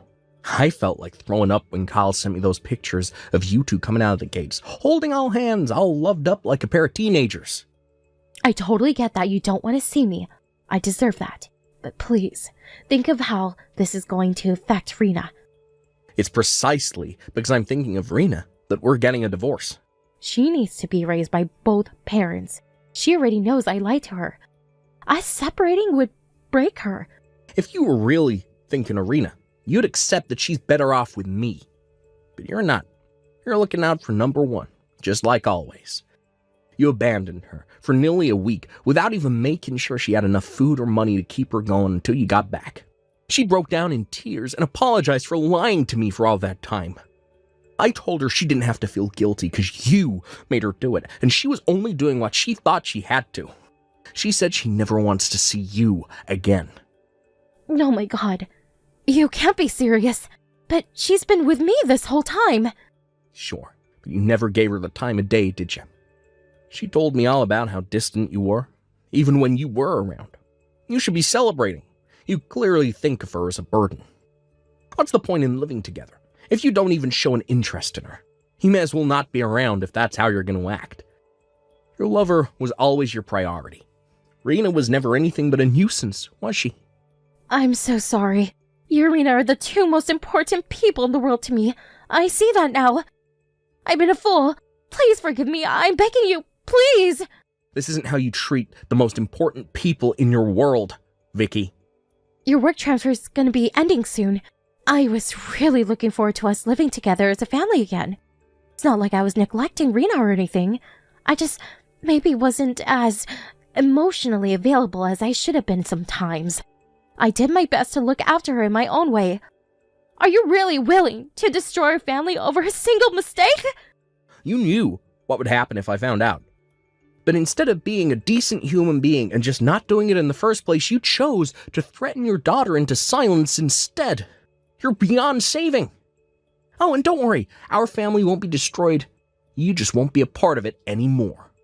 A sunny vacation with your lover was more important to you than your own family. I'd have to be crazy to stay with you.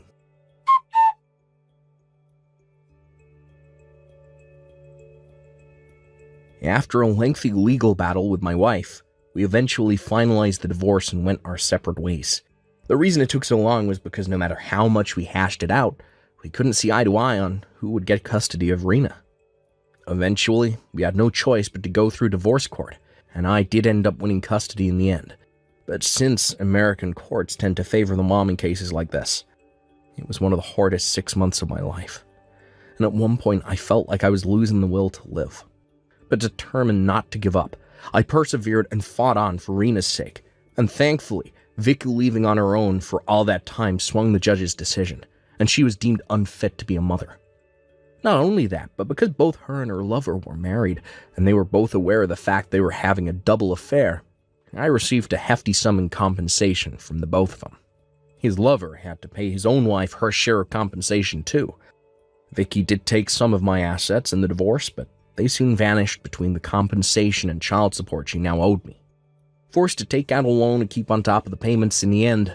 All she had to show for her life up until that point was the clothes on her back and a mountain of debt. When the verdict was declared, she broke down in tears and got on her knees in front of me, screaming, "What am I supposed to do now?" But fortunately for her, that ain't my problem. All that matters to me is that me and Rena get our child support money. As something tells me I'll never be seeing Vicky again, and that could only be a good thing. As for Rena, she says she never wants to see her mom again either. I'm aware that things are still tender for her right now, and that she could change her mind one day. But until that day comes, they'll remain strangers. Well, when I told my boss about the situation, he agreed to cut my transfer short and have me working back at HQ in California with immediate effect so I could live with my daughter. Not gonna lie, it's not easy to keep on top of being there for Rena, doing the housework, and holding down a full-time job, but when I see her beautiful smile, I know it's all worthwhile. No matter how hard things get, I'll never give up, and neither should you. I'm lucky to have the support of my own and Vicky's parents. They visit us daily to help out now, and the house is livelier than ever. Rena complains about not getting any alone time anymore, but I think she loves it really because she's always smiling. Well, she's growing up so fast, and I'll probably barely recognize her in another year's time. But no matter who she becomes and no matter what trials and tribulations she faces, I'll always be there to support, listen to, and understand her. She's the most important person in the world to me, and we're closer than we've ever been. Here's to our future together. Let's hope it's a bright one, full of laughter and smiles. Dan, what time are you coming home today? Around 7. How about you, Angie? I think I'll be home by noon. I'll directly go home after my meeting with my client. I'll prepare some dinner when I get home. Thanks, I'm looking forward to it. Talking with you like this really makes me feel that we got married. We were really busy unpacking yesterday. It was a pretty hectic day. Yeah, we even ate our lunch using boxes as a table. Yeah, the furniture didn't arrive in time. But I think we really made a wise choice about the furniture.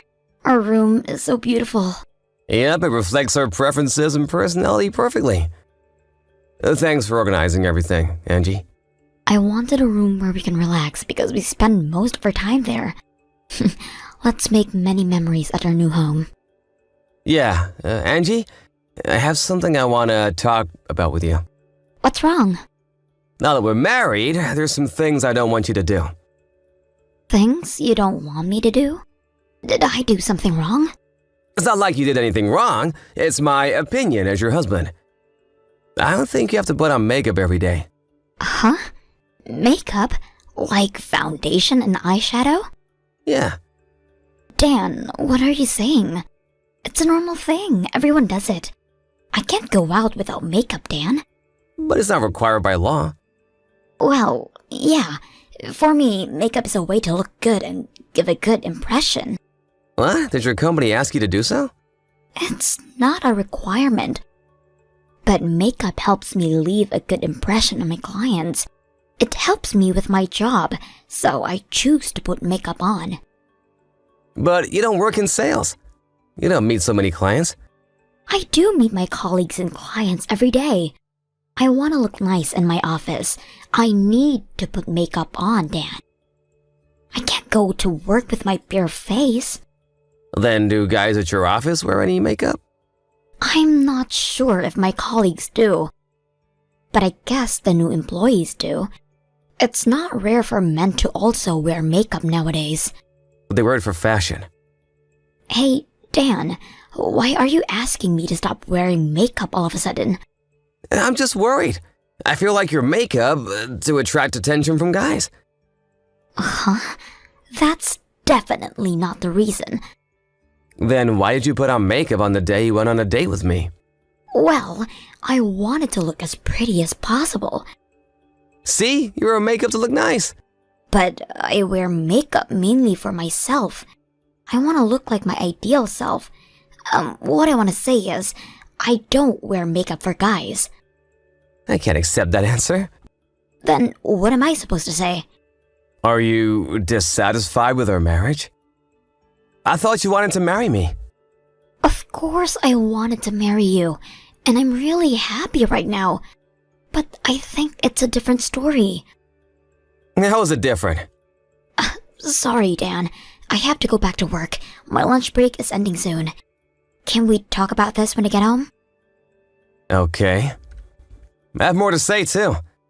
Let's talk about it in person tonight.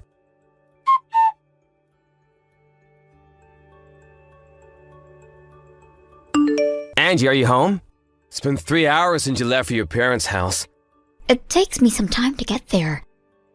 And Mom invited me to have dinner with them tonight. Huh? You're still at your parents' house? I thought you also went out today. I was planning to go home by dinner. It's only been a month since we got married, but you're not preparing dinner for your beloved husband? It's just for today. I'm cooking for you almost every day. You're my wife, Angie. You should cook for your husband every day. Isn't that normal? Hey, Dan. We both have a job. Didn't we agree to do housework together? I'm in charge of taking the trash out. There's more to housework. And about my job. You finally decide to quit your job? No, I'm sorry, but I haven't been able to make my decision yet. It's already been a week since we talked about this, and I'm pleading you. Why can't you make the decision? It's a hard decision to make. You suddenly ask me to quit my job. And the reason why you want me to quit is because there are male workers. Yeah, it's dangerous to work with guys. How is it dangerous? Affairs happen most with people working at the same workplace. I'm worried about you, Angie. I will never cheat on you. You don't believe me? You're easily influenced by others. I have to make sure you're safe. Hey, Dan. What's gotten into you since we got married? First you ask me to stop wearing makeup, then you forbid me from wearing skirts, and now you're telling me to quit my job? Aren't you being a bit too sensitive? You're the sensitive one. Why can't you just listen to your husband? If you're my wife, do what I said. If you continue to refuse, you're getting divorced. Divorce? Yeah, I don't want a wife who doesn't follow my orders. But I bet you don't want a divorce. You just got married. You'll be too embarrassed to tell your parents and colleagues that you already got divorced. Hey, are you serious? It's your fault. You keep on doing things I told you not to. You try to attract guys' attention by wearing makeup and skirts. Are you still trying to seduce guys? No, I never thought so. Okay, Dan, I made my decision.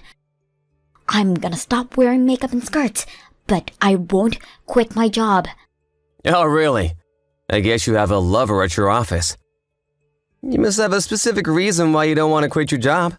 Why would you think like that? I just like my job. It's what I always dreamed to do. I'm not asking you to stop working. I'm just asking you to work at an office that doesn't have any male workers. Dan, please. Can you be more considerate of me? I'm asking you to do these things for you. You don't understand my feelings at all. Come home early. You have to change for the better. I'll have to forbid you from going out until you understand your role and responsibility as my wife.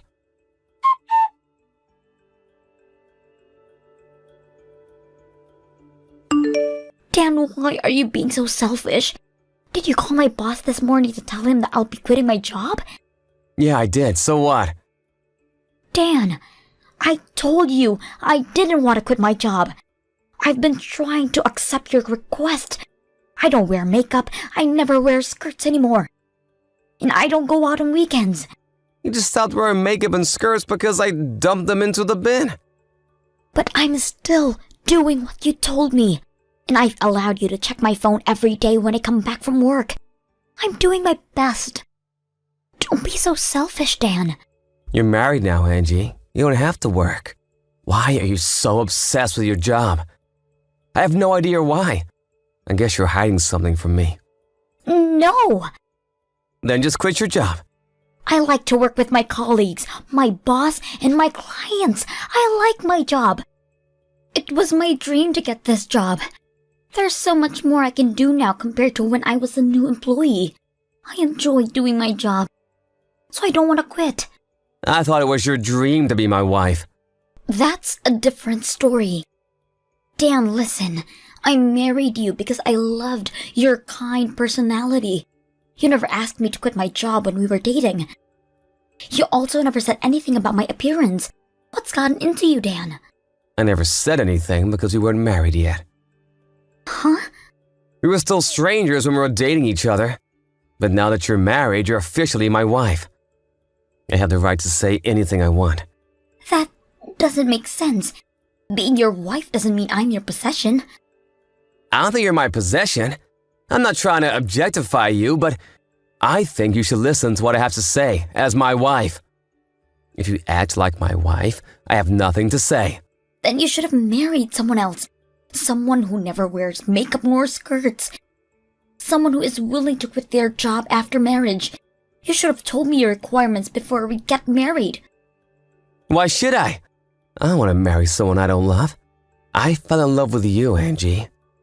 You keep on telling me all my responsibilities and rule as your wife. But how about you, Dan? You also work with women. You also wear hair wax and perfume. Would you stop wearing them if I asked you to? Will you be willing to work at a company without women? Angie, you really have no idea. I don't have to do that. I'm a guy and your husband. Huh? Why would I have to listen to my wife? You're misunderstanding. And there's nothing to worry about because I would never cheat on you. Okay, I get it. I'm glad to hear that. You finally understood what I said. Yeah, thanks. I completely understand what you said. I'll stop doing everything. That's great, Angie. The only thing you should do is to devote yourself to your husband. I hope you can be the best wife for me.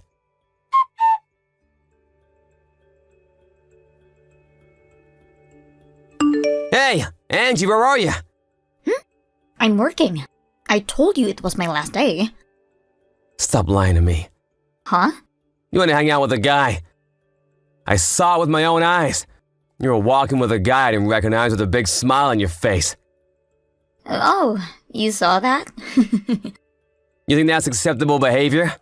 How can you hang out with a guy without telling me? I'm gonna make you regret this. I don't think I can keep my calm today. Well, I'm not going home tonight. Huh? You're not coming home? I told you it was my last day. I thought it was your last day at work. You're gonna quit your job today. No, it's my last day as your wife. So I decided to leave the house. I'm having my things carried out now. And the guy you saw me with, he's the lawyer I hired for our divorce. Huh? What do you think you're doing? I would never accept our divorce. You were the one who told me to get a divorce if I wasn't able to follow your orders. I made my decision. I can't live as your wife. It's only been a month or so since we got married. People will laugh at you if they heard you got divorced this fast. Your parents would feel upset too. But I can't bear living with you any longer. You're insane. I'm never getting divorced. Come home right now. I'm telling you that I'll never go back home. And I think you're the one who doesn't want to be laughed at. You love to put a good front. People will definitely gossip about our divorce. If you're going to divorce me, I'm going to spread the rumor that you cheated on me. I don't mind. If I can get a divorce, I would do anything. I don't care how your friends and colleagues think about me. Angie, what's gotten into you? I thought you wanted to make many fun memories with me. I was being strict because I wanted you to become a good wife. You're insane, Dan. Are you trying to make me stay? You never wanted a good wife. You just wanted an obedient wife who would follow all your orders. I can't be what you want me to be. Angie, you can wear makeup from now on. You can also wear skirts. You don't have to quit your job. It's too late. I can't trust you anymore. I was just genuinely worried. I thought someone would take you away from me, Angie. It was too much for me. I don't think your actions were out of worry. You believed that your wife would obey all your orders once you got married. You're so old-fashioned to think that men can do whatever they want while women should not. Wives are supposed to devote themselves to their husband, if their happiness is to do so. But you're always trying to look good to seduce other guys. You never listen to what I asked you to do. You're crazy. It doesn't make any sense at all. All women dream to get married. Only marriage can bring them happiness. I thought that was why you married me. Ugh, you're disgusting. Your ideas creep me out. Stop pushing your own ideals on me. You were kind to me when we were dating because you thought I would escape once I got to know your real personality. You suddenly changed your attitude after getting married because you knew I wouldn't be able to get a divorce so easily. I can't stay with someone who wants to control me. Angie, I'm so sorry. I'll go back to being my kind self. Let's get back together, okay? I don't want to. I no longer love you, Dan. How can you stop loving me in such a short period of time? I thought you loved me. Remember our wedding vows? I loved you so much at one point, but your actions ruined everything.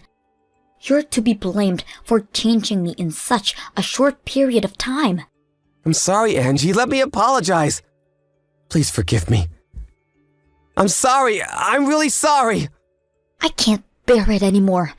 Find a new wife who would devote herself to you. I will find my own happiness in my life. If you want an obedient wife, how about you marry a doll?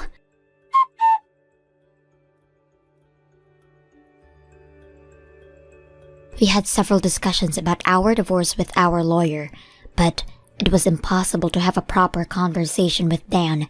He kept crying all the time, and we eventually ended up having a divorce mediation.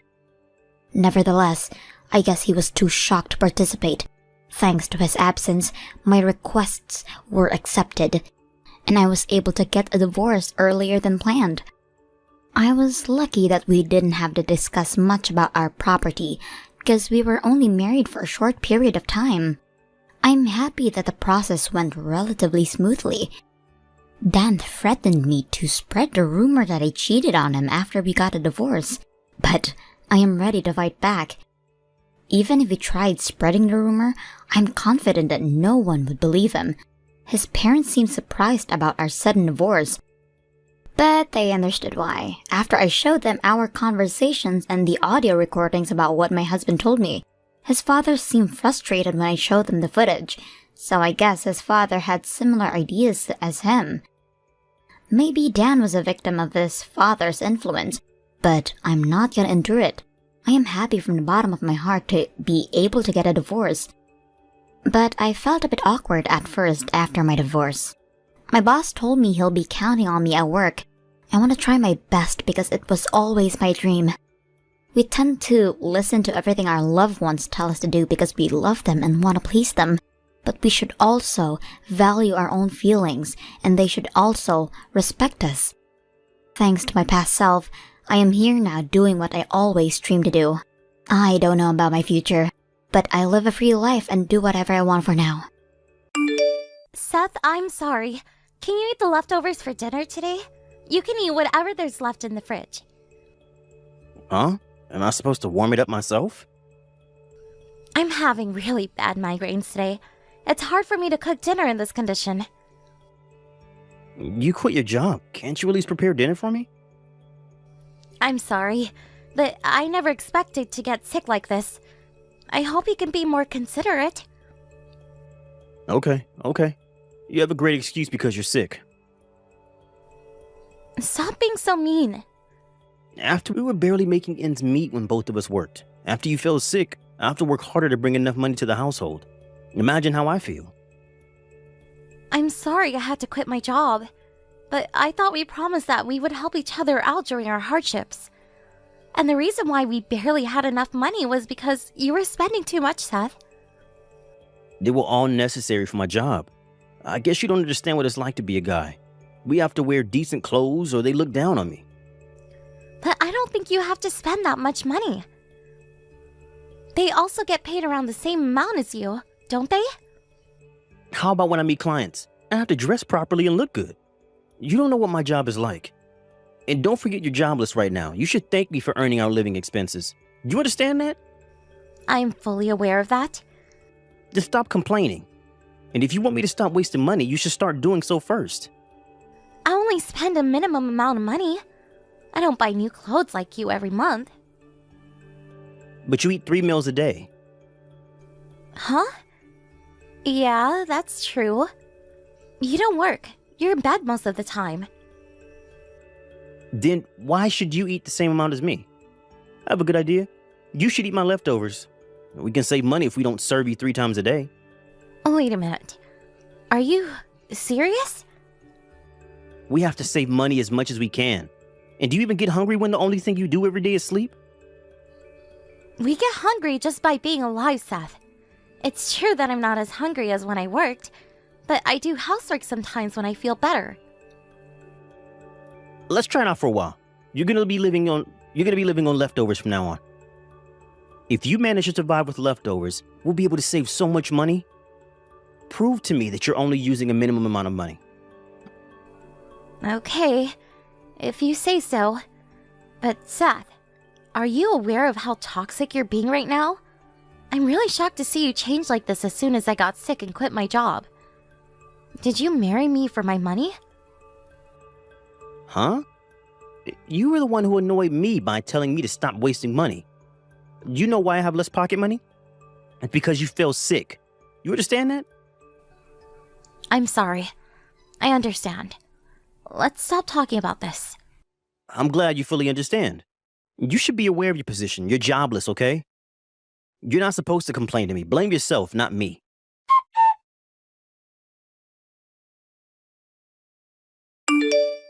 Seth, I have a favor to ask.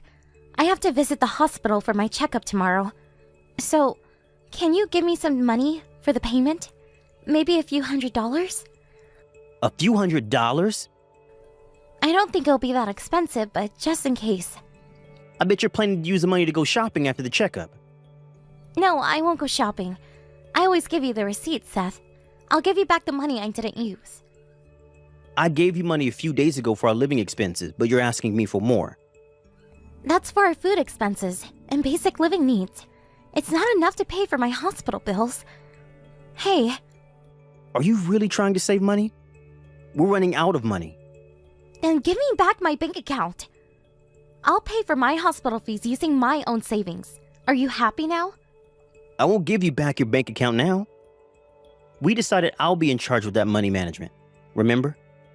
Don't complain now. Seth, what's wrong with you?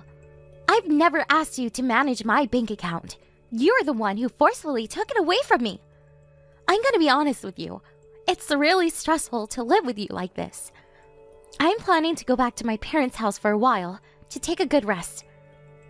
Huh? Are you serious? I'm working so hard for you, but you're leaving me? I'm thankful that you're working so hard to earn us a living. Be honest with me, Seth. You don't want me here, do you? After I got sick and quit my job, you've been treating me horribly. I'm not asking you to be extra nice to me because I'm sick.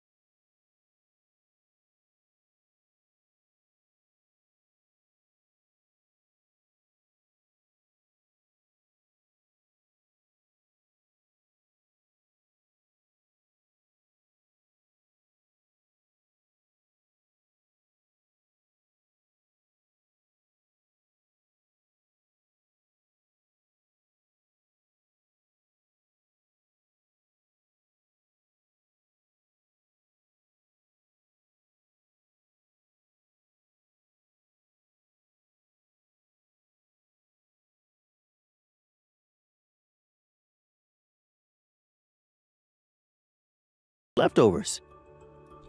Have you lost your mind? Do you understand how ridiculous you sound right now? You're the crazy one.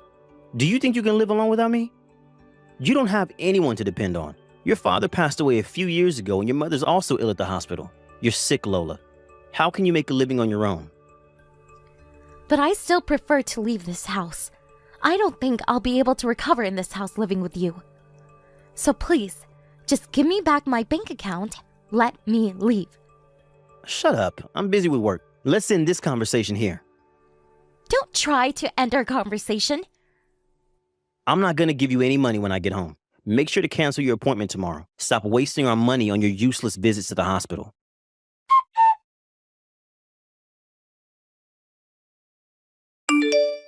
Where are you, Lola? What were you doing opening all the cupboards in the house? It's as if someone broke into our house. Don't tell me you were finding your insurance card. Why do you care? Don't be stupid. Who allowed you to visit the hospital? Get home right now. You're being really arrogant right now. But your wife is never coming back home. Wife? Huh? Who are you? Aren't you Lola? Lola, your wife, is at the hospital sleeping right now. I'm your boss, Renee. Huh? Wait, Renee? My boss? Yes, I'm your boss. I borrowed Lola's phone for the time being. Hello, Renee. How are you? Why are you with my wife? I had a couple of questions regarding her husband, so she invited me to come over. It seems like you haven't been coming home since yesterday night. While we were having a conversation, your wife fainted, so I took her to the hospital. I'm sorry my wife caused you trouble, but why did you visit her? I thought it was your day off. I told you, I wanted to get to know you better. Well, turns out, you were a terrible guy. Could you come to our office? I want to meet you in person. Yes, I'll be right there. I might smell of alcohol, but would you mind? How can you be drinking when your wife is in this state? My friend forced me to drink. I'm sorry if the smell bothers you. As long as you're calm enough to have a proper conversation with me, I don't mind. And be prepared to give back your wife her bank account. May I ask why? Your wife asked me to. She said she wanted to leave the house. That's a private matter. That's our problem. She told me that you didn't even listen to what she said and refused to give her enough money to pay for her visits to the hospital. How can you refuse when she's sick? Are you serious? Seth, do you understand how serious this is? Renee, I'm sorry, but this is our problem. I think you're invading our privacy. Nope. This is also my problem. Huh? Seth, you've been embezzling funds from the company, haven't you? If you try to escape, you'll face harsher punishments. You're being monitored too. Stop making excuses and give her back her bank account. Come meet me at the office. Right now.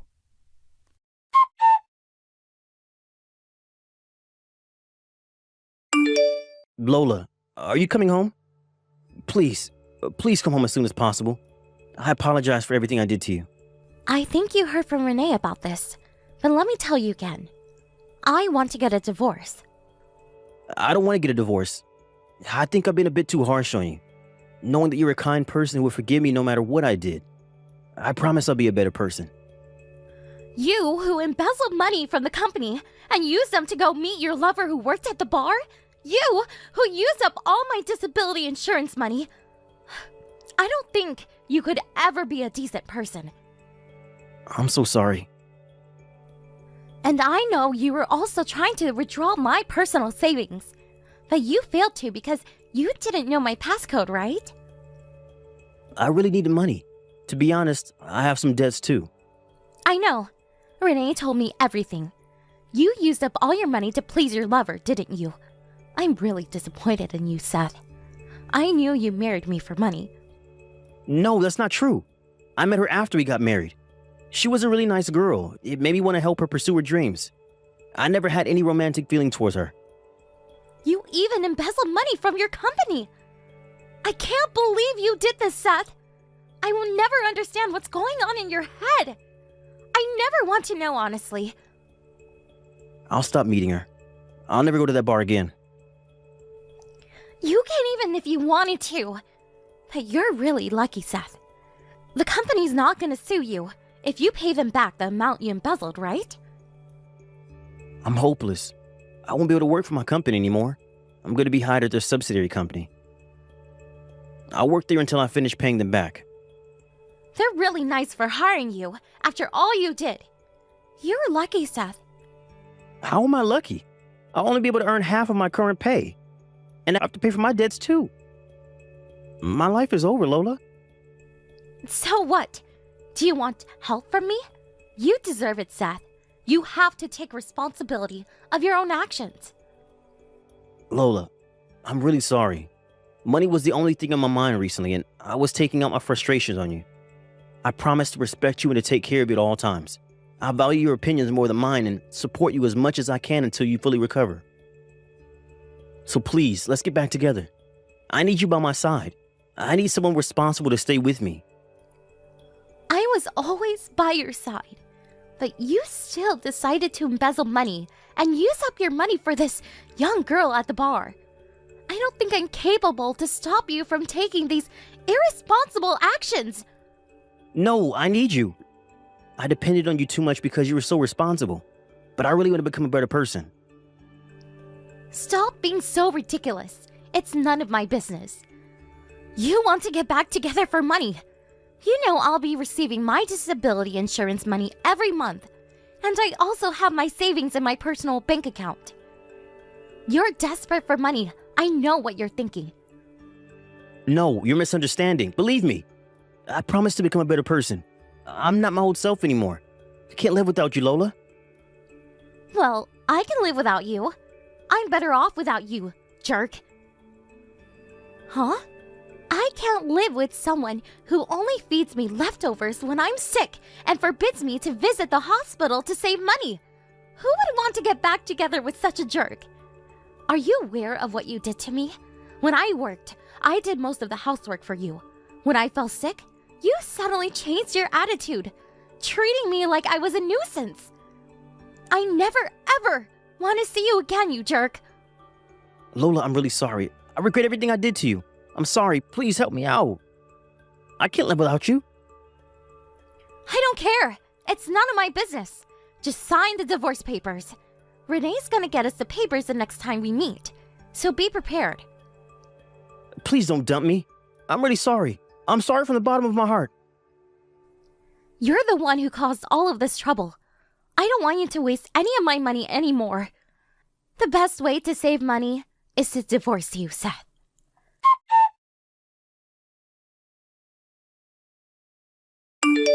I was able to get divorced with Seth, thanks to his boss, Renee. Without her help, I would have encountered more problems in the process of divorce. We didn't have much property we owned as a couple, but I made sure to receive some compensation money from him, considering the emotional pain he caused me. Seth is currently having a hard time working at the subsidiary, trying to pay back his debt and the money he embezzled. The company decided not to sue him because the amount he embezzled was just a few $1,000,000. But his company told him that they would sue them the instant he tries to escape or run away from his debt. His parents also decided to break relations with him after hearing what he did. They kindly helped me move out, worried that it might be hard for me to do everything alone because of my health condition. Thanks to their help, I am now resting well at my parents' house. Now that I moved back to my parents' house, I'm able to visit my sick mother, who's staying at the hospital. Most importantly, I am finally free from my stressful relationship. Fortunately, I think I am slowly recovering from my sickness.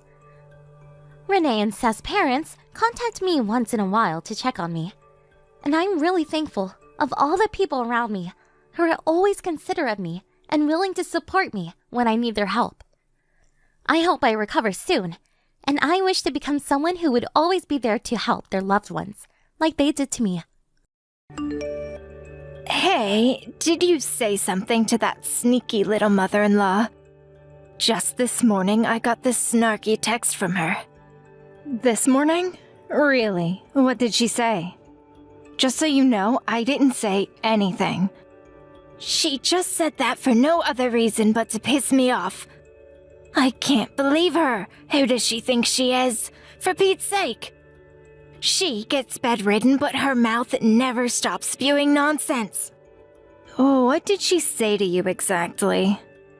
She said that if someone is going to take care of her, she'd rather have you than me. Can you believe that? She says I'm not at all meant for this kind of work, that I'm second-rate. Her words about taking care of people. I mean, please, who does she think she is? The Queen of England, for God's sake? I wouldn't look after that old battle axe if she begged me. Well, the past 10 years, I'm the only one that has been looking after her. Well, taking care of old ladies like that isn't what a normal person would do. That's the job of the rank and file. But to criticize the very person that's taking care of her, no respect whatsoever. That old malicious woman still thinks she's numero uno or something. Well, her husband passed away some time ago, so... But her saying she's number one, well, I think she may have a point. She is the head of the family after all. Actually, my husband is the head of the family. Normally, he would be the one to make all the decisions. Not some bedridden old lady.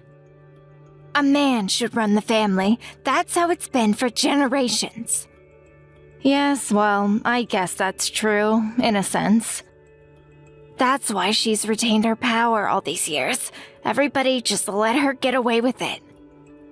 Her mother, I guess she'd be the grandmother-in-law that passed away early, so she's been on the throne. So to peak for quite some time. If only she'd get off that throne once and for all, and then I could do what I please. Actually, this family revolves around you. You seem to be making all the decisions. Without really consulting anyone, I must add. Well, my husband and my son are very loyal to me. What can I say? But that old in-law still has a say in everything important. I have no idea why they listened to her. When she got sick and bedridden, why didn't she just go senile? That would have solved all my problems. Yes, well, Grandma seems to be hanging on. She seems to have many years ahead of her. She said she's gonna live till she's 120. Boy, oh boy, she just won't give up, will she? I was told that if she fell ill, she probably wouldn't last long. I can't believe it's been 10 years since she'd been bedridden. Does she plan on living forever? She's like a big, ugly cockroach. A cockroach? Seriously? That's saying too much, don't you think? Well, she is, isn't she? Maybe we really need to fumigate this place once and for all. Why are you always taking that old bat's side? Is it because she's always doting on you? Are you her good little puppy? She's not doting on me. I take care of her every day. She showers me with wisecracks all the time. But you prefer that old hag over me, is that what you're saying? Well, she does seem to have taken a shine on her young daughter-in-law. As for me, I have no intention of nursing her. I'll leave that all up to you, my dear. But I've been doing it for 10 years already. There is a limit to how much I can do. When that old bat asks for you, what can you do, right? Good luck with that. Today was her doctor's visit, wasn't it?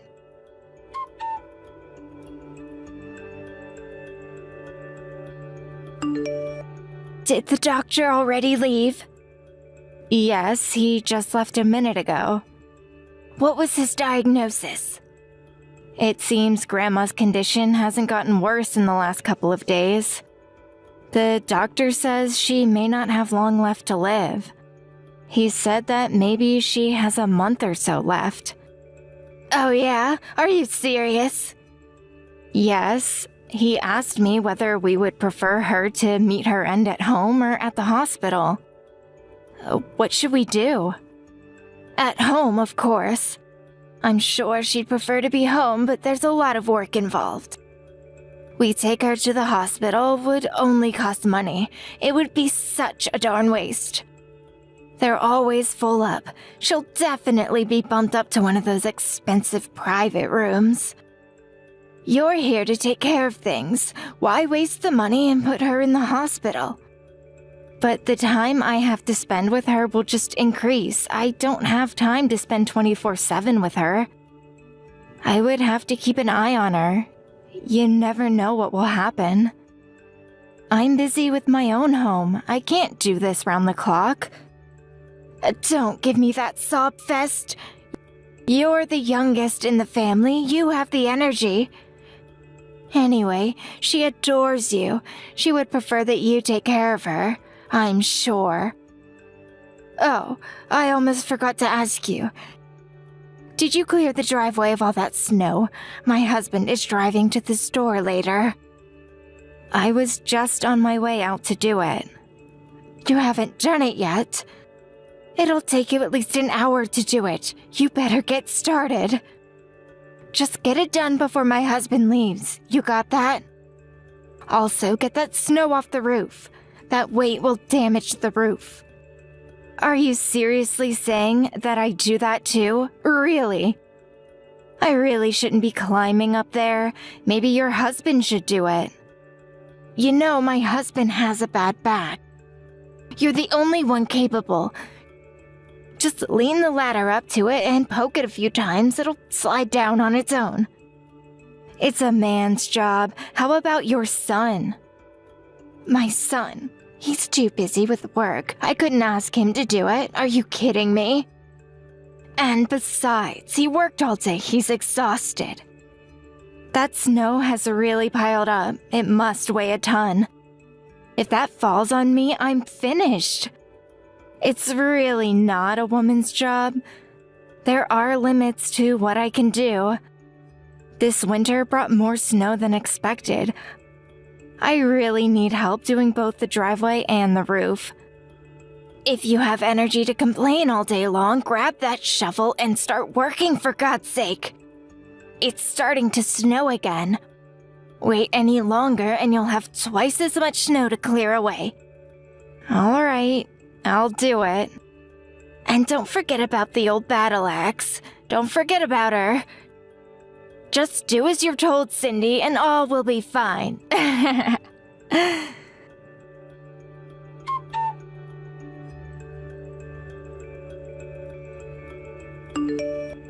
Boy, oh boy, I'm exhausted. I never thought a funeral would be so strenuous. Yes, a lot of people showed up for Grandma. I hope she finally got peace. I never thought that old hag would go. She really hung on till the bitter end, didn't she? What a stubborn old bat. Caused such trouble for everyone, even during her own funeral. Can you believe it? Please, Mother, don't say that about Grandma. It's right after her funeral. Have some respect. Please. Don't worry about it. She's gone. She can't hear a thing. And so what if she hears? There is nothing she can do about it. Have a little sympathy for Grandma, would you? Everyone was so critical of her. Even after her death, don't you have any compassion? Well, it's a fact that she was a troublesome presence the past 10 years. Always complaining and giving orders. Now it's my turn. I'm the boss around here now. First on the agenda is to get this entire house cleaned up. Yes, there's quite a bit of Grandma's things in the house. The garage is full of Grandma's paintings, too. All the work she did when she taught art at the university. It may take a bit of time to sort everything out. There's more than that to sort out. Pardon me? What else is there? One thing we need to throw out right away is you, Cindy. Wait, me? Why me? Grandma is dead and gone, never to return. No need for you to be here anymore. So I suggest you pack your things and get out of this house. No need for me? Oh, what are you talking about? I took care of Grandma for the past 10 years, and that's what I get in return. Tell me you're joking. Where's your gratitude, for heaven's sake? We don't need a collaborator in this house. A collaborator? Oh, what are you talking about? You sided with that bitter old hag. That makes you a collaborator. The only people I want in my house are people who are loyal to me and to me alone. I don't want people in my house that collaborated with her. How could you say that? I've always put the family first. Oh, right. Now that the old bat is gone, you change your tune. Now you say you're on my side. Please have a little self-esteem. I'm not changing my tune. I have always felt this way. I know what you're trying to do, Cindy. You were always her favorite, sweet-talking you and trash-talking us. You guys are like two peas in a pod. Even during her final days, she said she preferred you over me. Yes, because she genuinely felt I cared for her. But you only showed disdain. Nevertheless, she intimidated me on numerous occasions. No, you were always on her side, always sticking up for her. I see right through you, Cindy. No matter what I do or say, the truth of the matter is you just don't like me, isn't that right? You think I didn't feel your animosity toward me?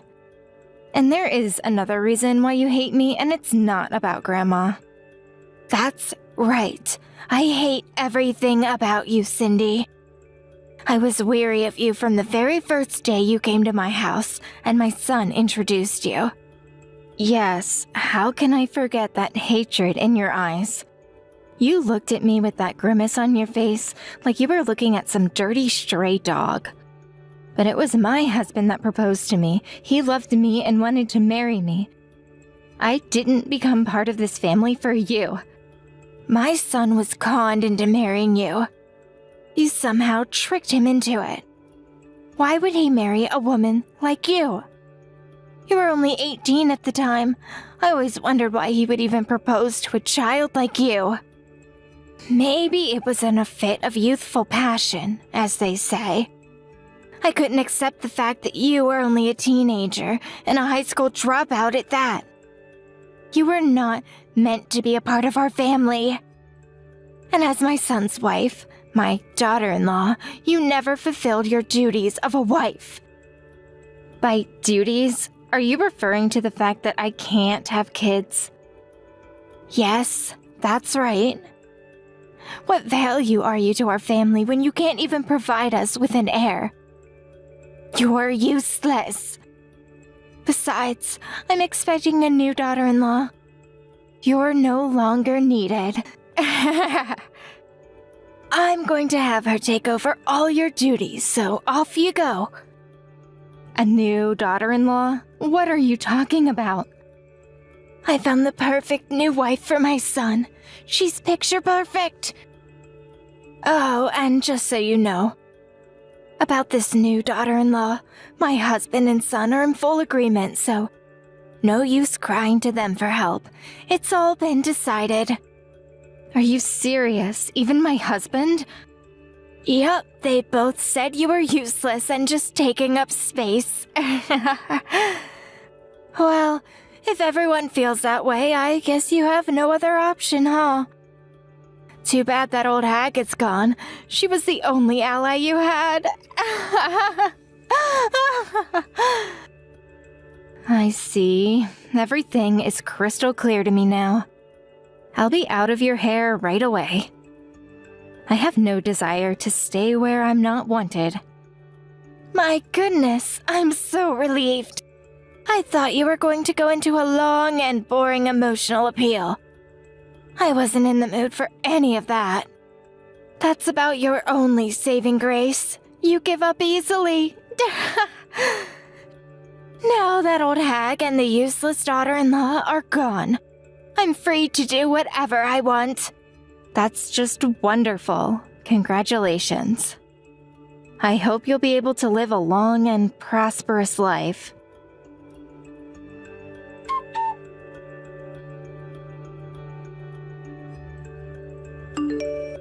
I think I've reached my limit.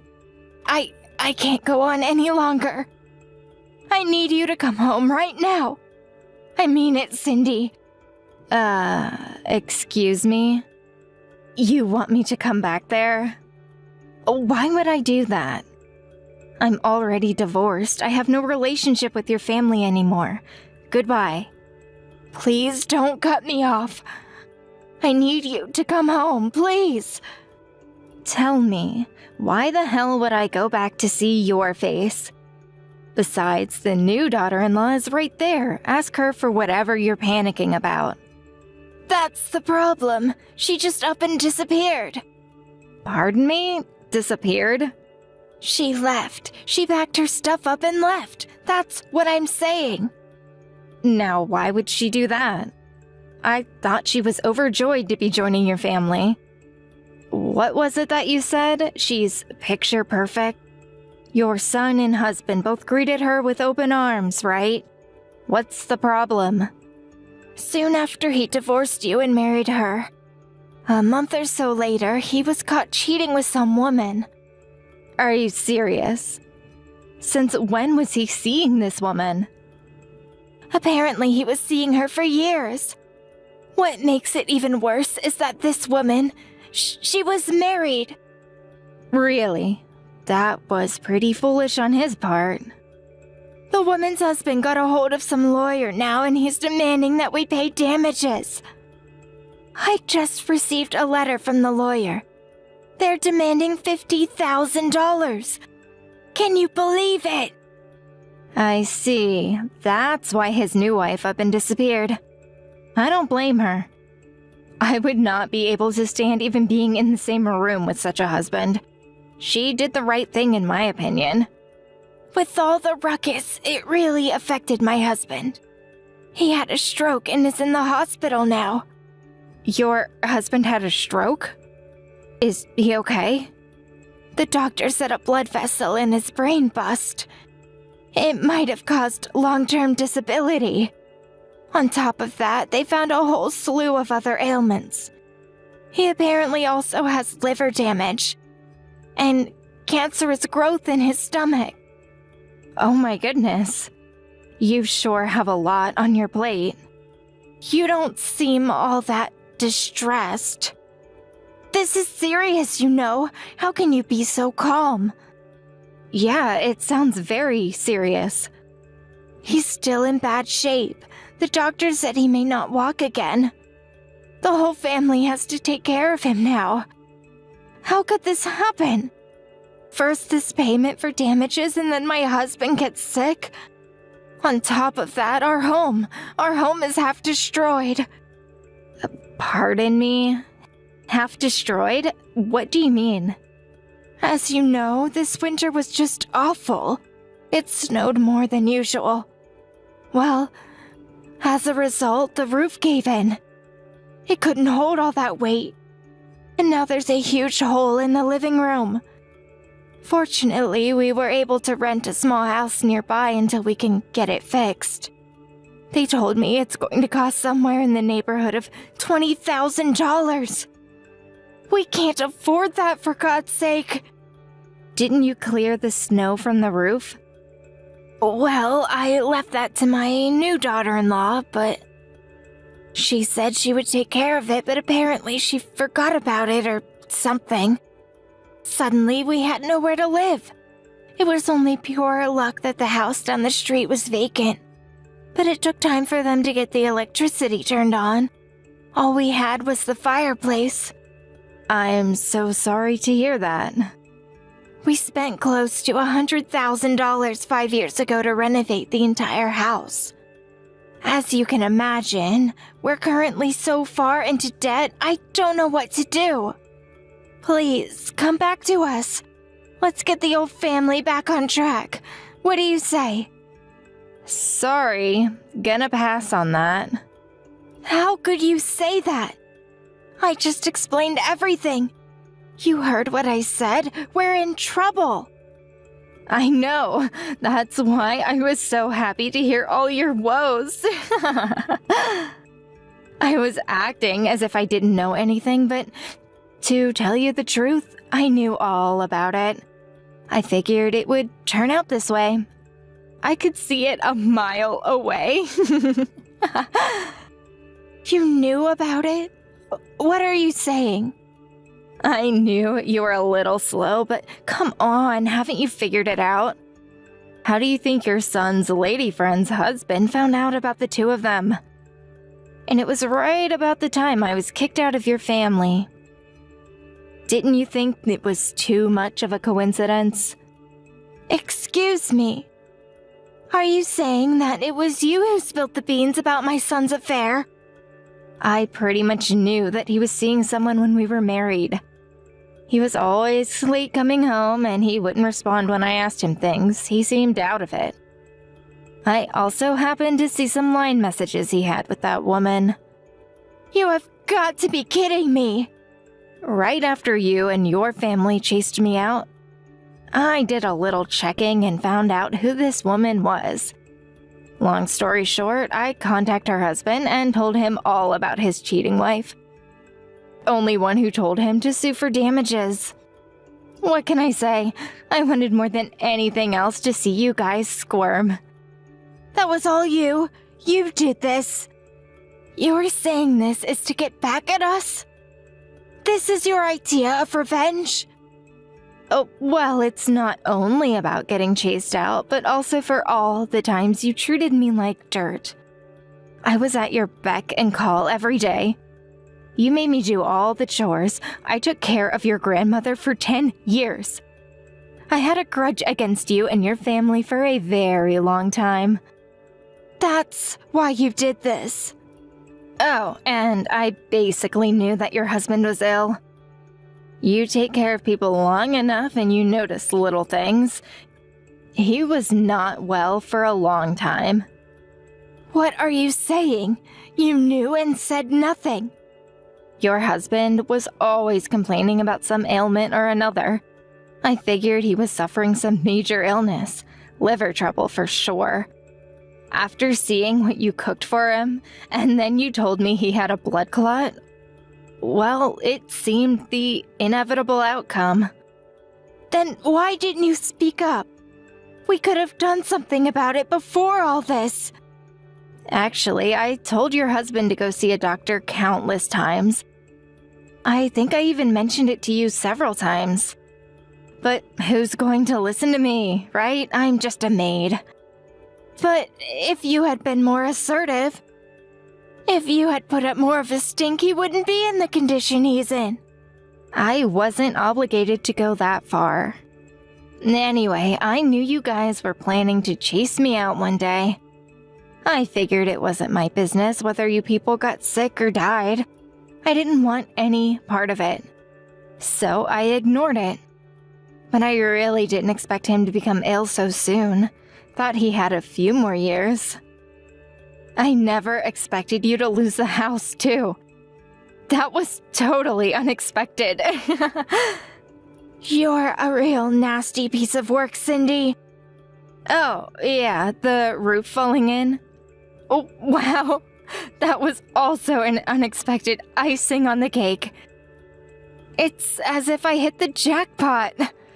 This is what they call sweet revenge. How could you say that? You're lucky nobody was hurt when the roof caved. Somebody could have died. Don't you have any sympathy? I never thought those words would come out of your mouth. You were so happy when Grandma died, you were overjoyed. I remember you were always making jokes about her kicking the bucket. Remember saying that? She's my grandmother. I have a right to say such things. Really? Who gave you that right? I suffered greatly under her when I was young. Then I could say the same thing about you. I had it even worse than you. I was surrounded by unappreciative people harassing me from all sides, day in and day out. My husband never supported me. He was too busy with his mistress. All I thought about day and night was when I would get justice. When will I see their demise? That day arrived today, and it feels glorious. You are worse than my grandmother. I can't believe that you would go this far to exact revenge. I didn't realize you were such a merciless, uncaring individual. You are pathetic. Right back at you, Mother. I'm so happy I finally escaped this wretched family.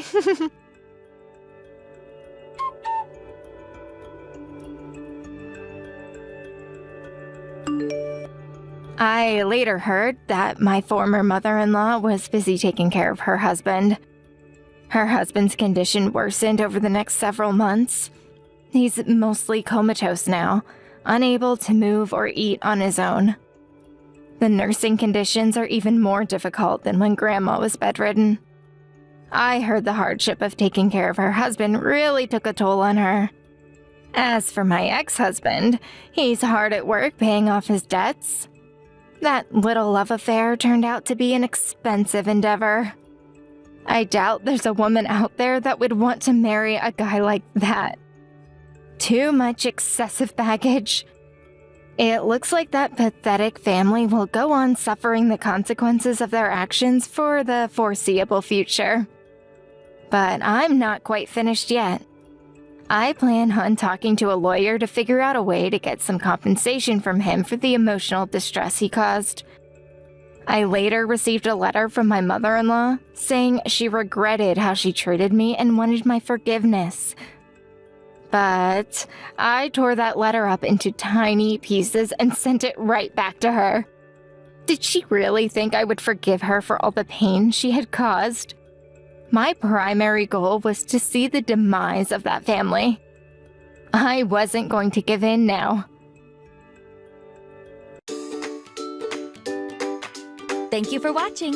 Don't forget to hit the like button and subscribe to the channel.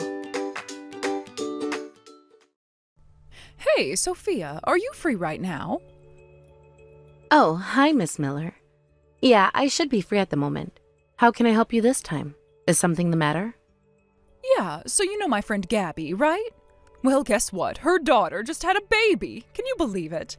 I mean, she stopped by to show me the baby, and goodness gracious, that little bundle of joy was so cute. I mean, I was practically melting on the spot. You should have seen those tiny fingers and those little chubby cheeks. Oh, just precious.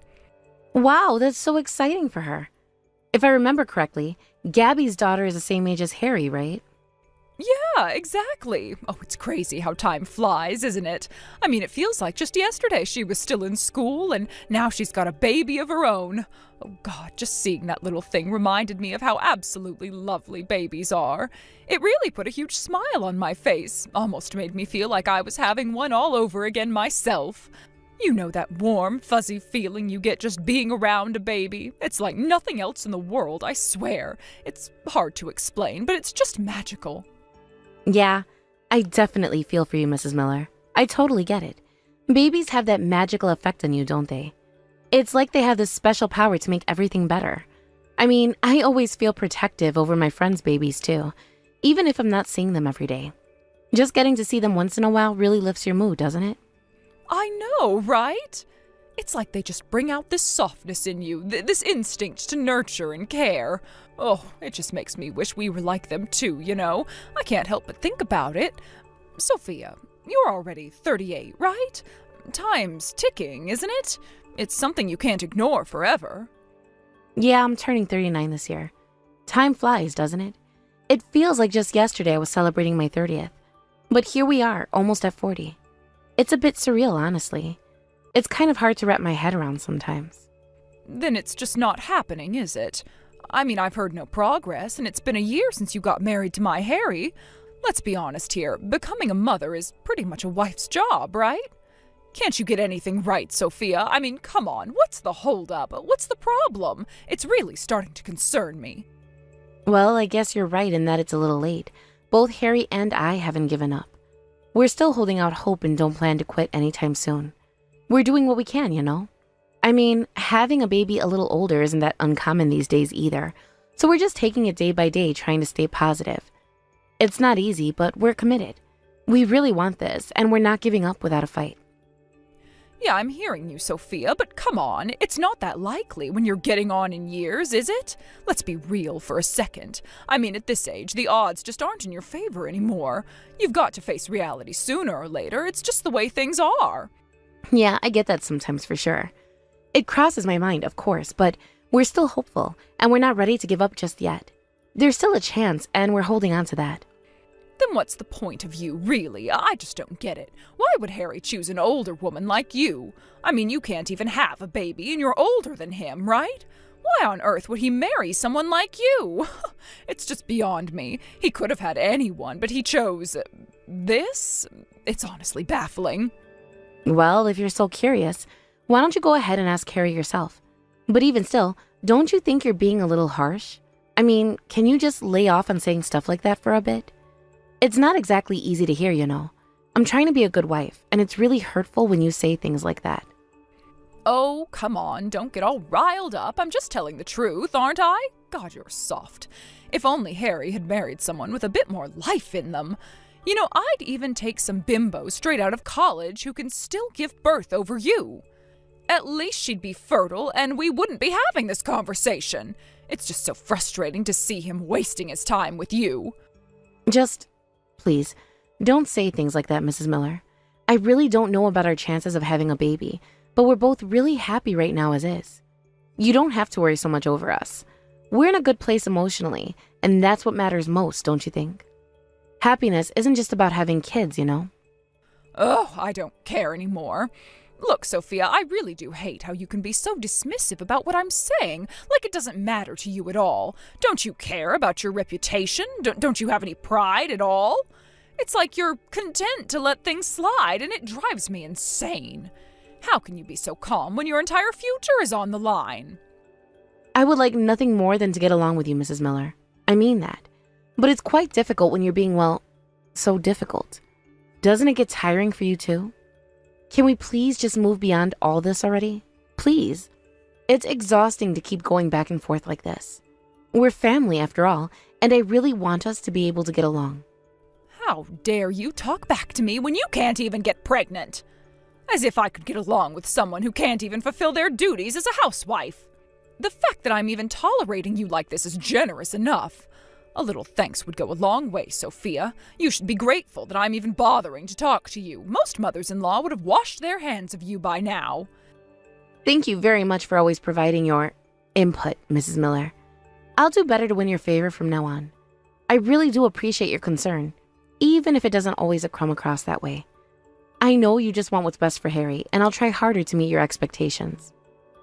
Yes, save all that for once you actually get pregnant. You're not the one stuck with some defective daughter-in-law after all. I've got enough on my plate without adding your failures to the mix. You have no idea how much stress this is causing me. Oh, come on. Don't you remember Harry warming you over stuff like that? If you don't turn it down, he'll give you an earful again, you know that. He doesn't like it when you push things too far. You don't want to upset him, do you? Don't talk like this isn't your fault. You just need to keep your mouth shut about this conversation, no? Are you looking for a fight, girl? Because if you are, you're about to get one. I'm not going to sit here and let you lecture me about how to treat my own son. No, that's not what I meant. Then don't talk back to me. I'm looking after a woman who can't even get pregnant. You just need to shut up and listen to everything I say, understood? There's no room for your opinions here. You just do as you're told and maybe, just maybe, you'll earn a bit of my respect. Yes, I understand. I'll be careful next time. I don't want to cause any more trouble.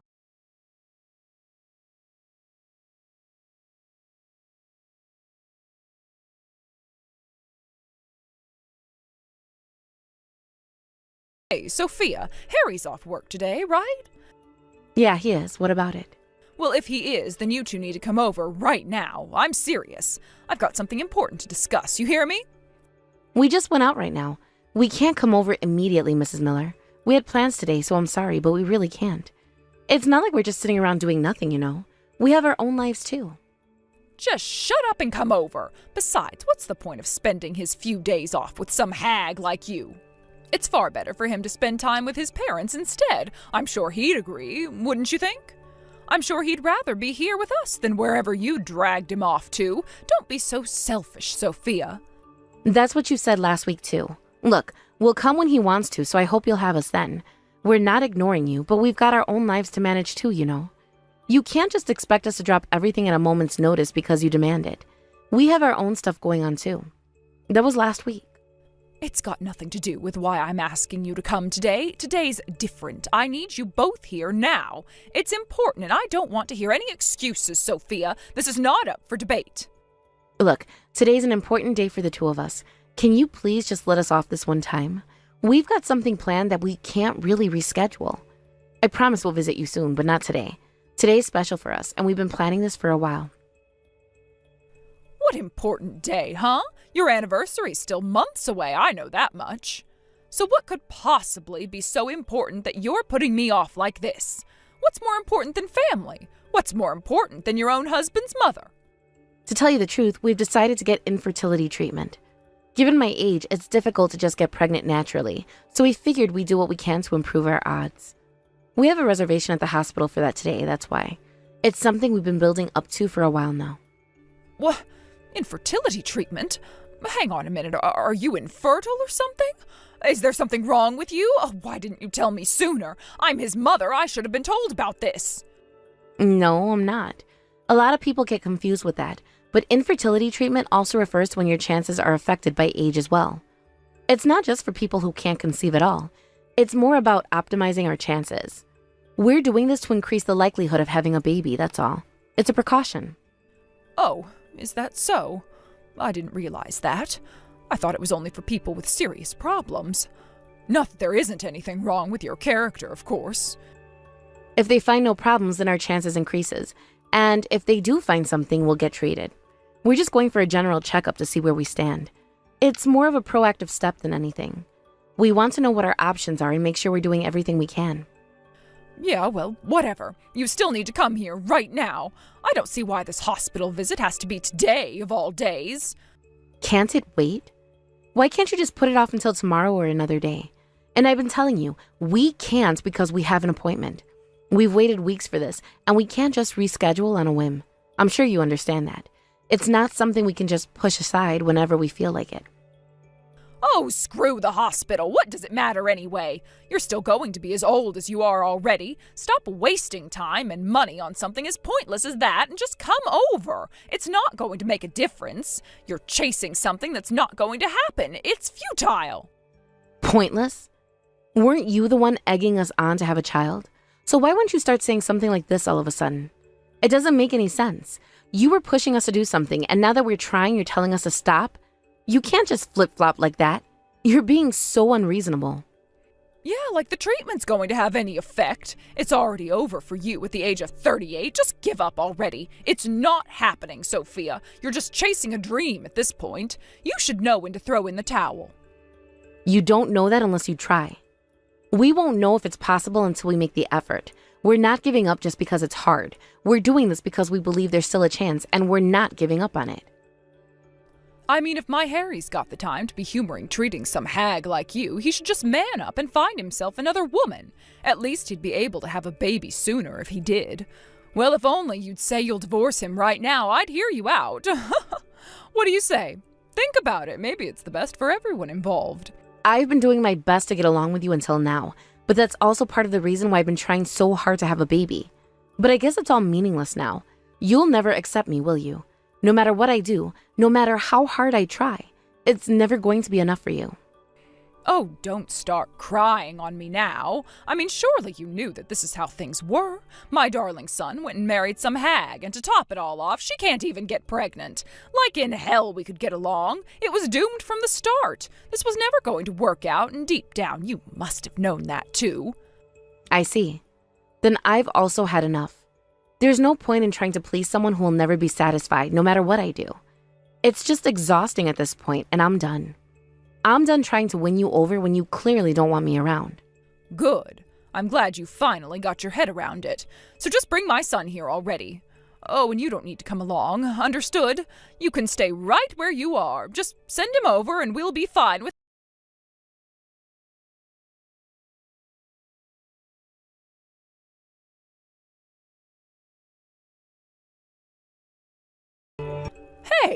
Just how long is it going to take for you to get here? Seriously, I've been waiting for what feels like forever. Oh, right. Sorry about that, Mrs. Miller. It seems as though we completely forgot about what's going on over there. We really didn't mean to leave you hanging like that. What the? Did you forget to tell Harry that I told him to come over? How could you forget something like that? Ugh, I can't believe this is happening right now. Oh no, I told him about that all right. But it seems like he had forgotten all about it too. We just got back from the hospital, so we must have been pretty tired. It's already late, so just give up on it for today, Mrs. Miller. It's not happening. Maybe another time, okay? Don't fuck with me, Sophia. How the hell did you forget? How useless can you get? You can't even get pregnant, nor can you keep track of the time. What are you even good for? What do you even bring to the table? Oh, you know how it is. It's just so easy to forget about things that are so annoying. Maybe that's why it slipped both our minds, huh? Funny how that happens, right? Excuse me? Annoying? Oh, you better not be talking about me. You've got some nerve, don't you? I can't believe what I'm hearing. Huh? Of course I am. You're the most annoying person I know. How'd you not get that? It's pretty obvious if you ask me. Like, seriously, it's been clear as day for a long time now. Okay, that's enough. I've had it with your cocky, brazen attitude. I'm not forgiving you this time, you bitch. You're going to pay for this disrespect. I've put up with you for long enough. Yeah, well, sure, like I care. I've got no intention of being forgiven by you anyways, so you can go ahead and forget about that. I'm done trying to please you. It's just a waste of time. How on earth could you be so rude? To your own mother-in-law, no less? Ugh, why'd Harry have to choose someone like you? I'm having him divorce you, so you better get the papers ready. It's over for you, Sophia. You have crossed the line for the last time. Can you shut the fuck up already, you dumb bitch? Why'd Harry, of all people, have to have such a senile hag as a mother? You're a nightmare, seriously. It's a wonder I've put up with you this long. Sophia, what do you say? What am I saying? I'm saying exactly what I think about you, you hag. God, this feels good to say after playing nice all this damn time. I'm done biting my tongue. I'm done with the pretense. Listen here, I'm still your mother-in-law. Do you really think you can just talk to me like that? Have you lost your mind? Have you forgotten who you're dealing with? I'm gonna put that right back on you. You think you can say whatever the hell you want just 'cause you're my mother-in-law? You insult me over my infertility, and then what? You insult me for trying to fix it? Some mother you are. You've got no right to lecture anyone. You're out of line. Even still, there's still ways to speak to people. Where are your manners? That's why you're such a no-good wife. You have no respect for anyone. It's disgraceful. Yeah? I've got no manners? How about you fix the way you address people first before sprouting all that bullshit? You don't have a shred of dignity or class that qualify you as my mother-in-law. You're a joke, a complete and utter joke. Shut up already. Oh, you better watch yourself. I'll make sure you regret saying all this. I'm not letting this slide. You'll pay for your insolence. Yeah, sure, go on. Do what you will. I don't give a shit. You've already shown your true colors, so what do I have to lose? You think you're scaring me? That's it. I've had enough of you. I'm on my way right now, so you better stay put. We're settling this face to face. You won't be so cocky once I'm there. Wait, you're actually coming over right now? You've got to be kidding me. Don't do something so irrational. Oh, are you scared now? You should be. We'll see if you can still talk as big in person when you're not hiding behind your keyboard. You won't be so brave then. You'll see. Ugh, please. Can you not? Do anything but come over, please. You're being such a nuisance. This isn't going to solve anything. It's just going to make things worse. What happened to that big attitude of yours from earlier, huh? You're already scared? Didn't think I'd actually come, did you? You didn't see this coming, huh? No, seriously. Let's not do this now. It's not going to benefit anyone. This is just going to make things worse.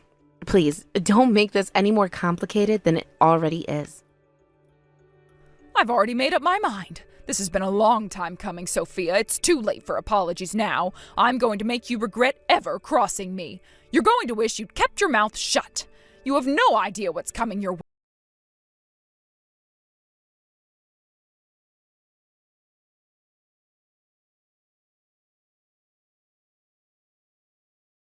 Hey, open up, damn it! Where are you, Sophia? I'm here just like I said I'd be. Don't try hiding from me now. God, I can't believe you actually came. Not when I specifically told you not to. What are you trying to prove here? Yeah, like I'd have to listen to the likes of you. Anyways, I've rung the bell so many damn times, so open up already. It's too late to be scared. It's time to face the music, Sophia. You can't hide forever. You know you're going to have to face me sooner or later. Seriously, can you let it go of it already? Look, I'll apologize for getting cocky, so just don't come inside. Let's just drop it, okay? There's no need to escalate this. You think things will just blow over if you stay holed up inside? Too bad. You're still going to have to face me, Sophia. I'm not going anywhere. I'm not leaving until we've settled this. Just what are you talking about? Well, you've said it before, that you hide the spare key beneath the plants. I bet it's still there. You shouldn't have told me that. Big mistake on your part. God, can you please just listen? Please don't come inside. This isn't going to end well. I'm serious. This is only going to make things worse. Too late for that. I've already unlocked the door, so I am on my way in right now. You just sit tight and look forward to it. Hold on. Why is no one here? Where the hell are you? What's going on? Where did you go? Well, I gotta hand it to you. I didn't think you'd believe me so easily. I thought you'd be smarter than this, but here we are. What's going on here? Why aren't either of you here? Where's Harry? What kind of game are you playing? This isn't funny, Sophia. But of course we aren't there. We're at your place as we speak, after all. Didn't expect that, did you? You didn't see this twist coming. Hold on a minute. My place? How could you?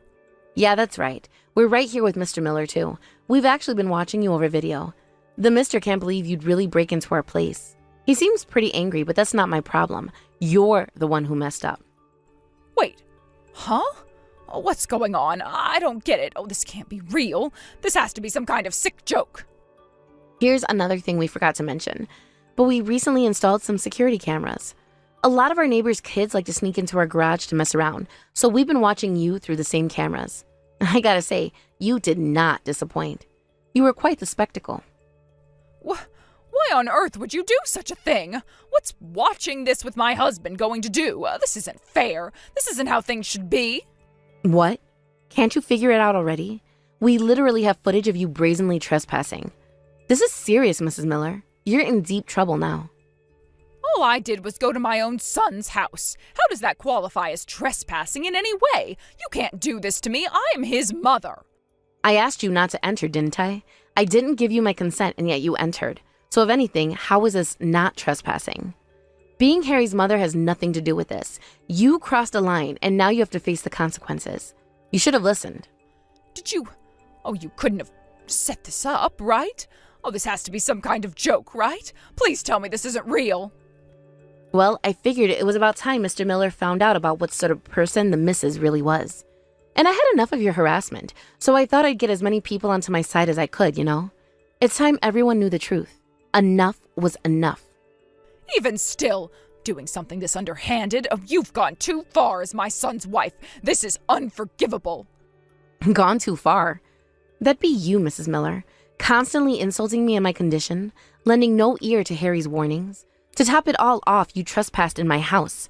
I mean, do you really have to explain why you're so clearly in the wrong here? You've got no one to blame but yourself. You did this to yourself.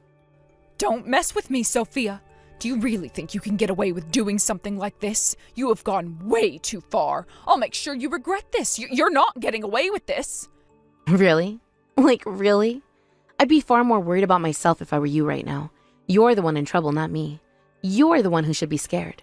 And why's that? Well, for one, your husband's totally pissed. Plus, I told him about all the things you've been saying to me regularly. I wouldn't be surprised if he was even considering divorce from the looks of it. He's had enough of your behavior. You've pushed him to his limit. You have to be kidding me. There's no way he'd divorce me. Oh, he wouldn't dare. He just wouldn't.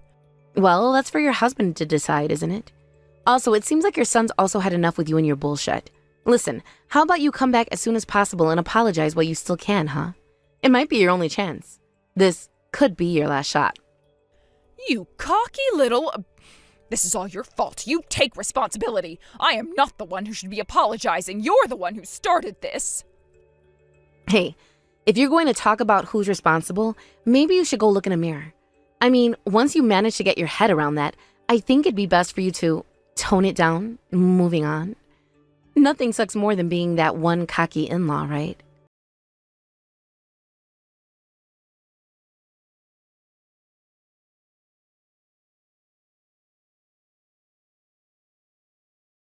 After the whole ordeal, Mrs. Miller came home in a panic and was immediately interrogated by her husband and Harry. She tried to make some pathetic excuse, but with all the evidence we had this time and my testimony, her excuse didn't hold water. As a result, Harry and I cut off all ties with her, and the Millers decided to separate. Maybe because they've been married for such a long time, they didn't get divorced immediately, but if Mrs. Miller doesn't reflect on her actions soon enough, the divorce will only really be a matter of time. Meanwhile, since cutting ties with her, we continued our infertility treatment, and the following year I finally got pregnant. According to the doctors, the reason I hadn't gotten pregnant wasn't just due to my age, but also due to external stress. By moving away from my toxic mother-in-law, I finally had less on my mind, and I was able to get pregnant pretty easily. Guess it's never such a good thing to put up with things too much. From now on, I want to live my life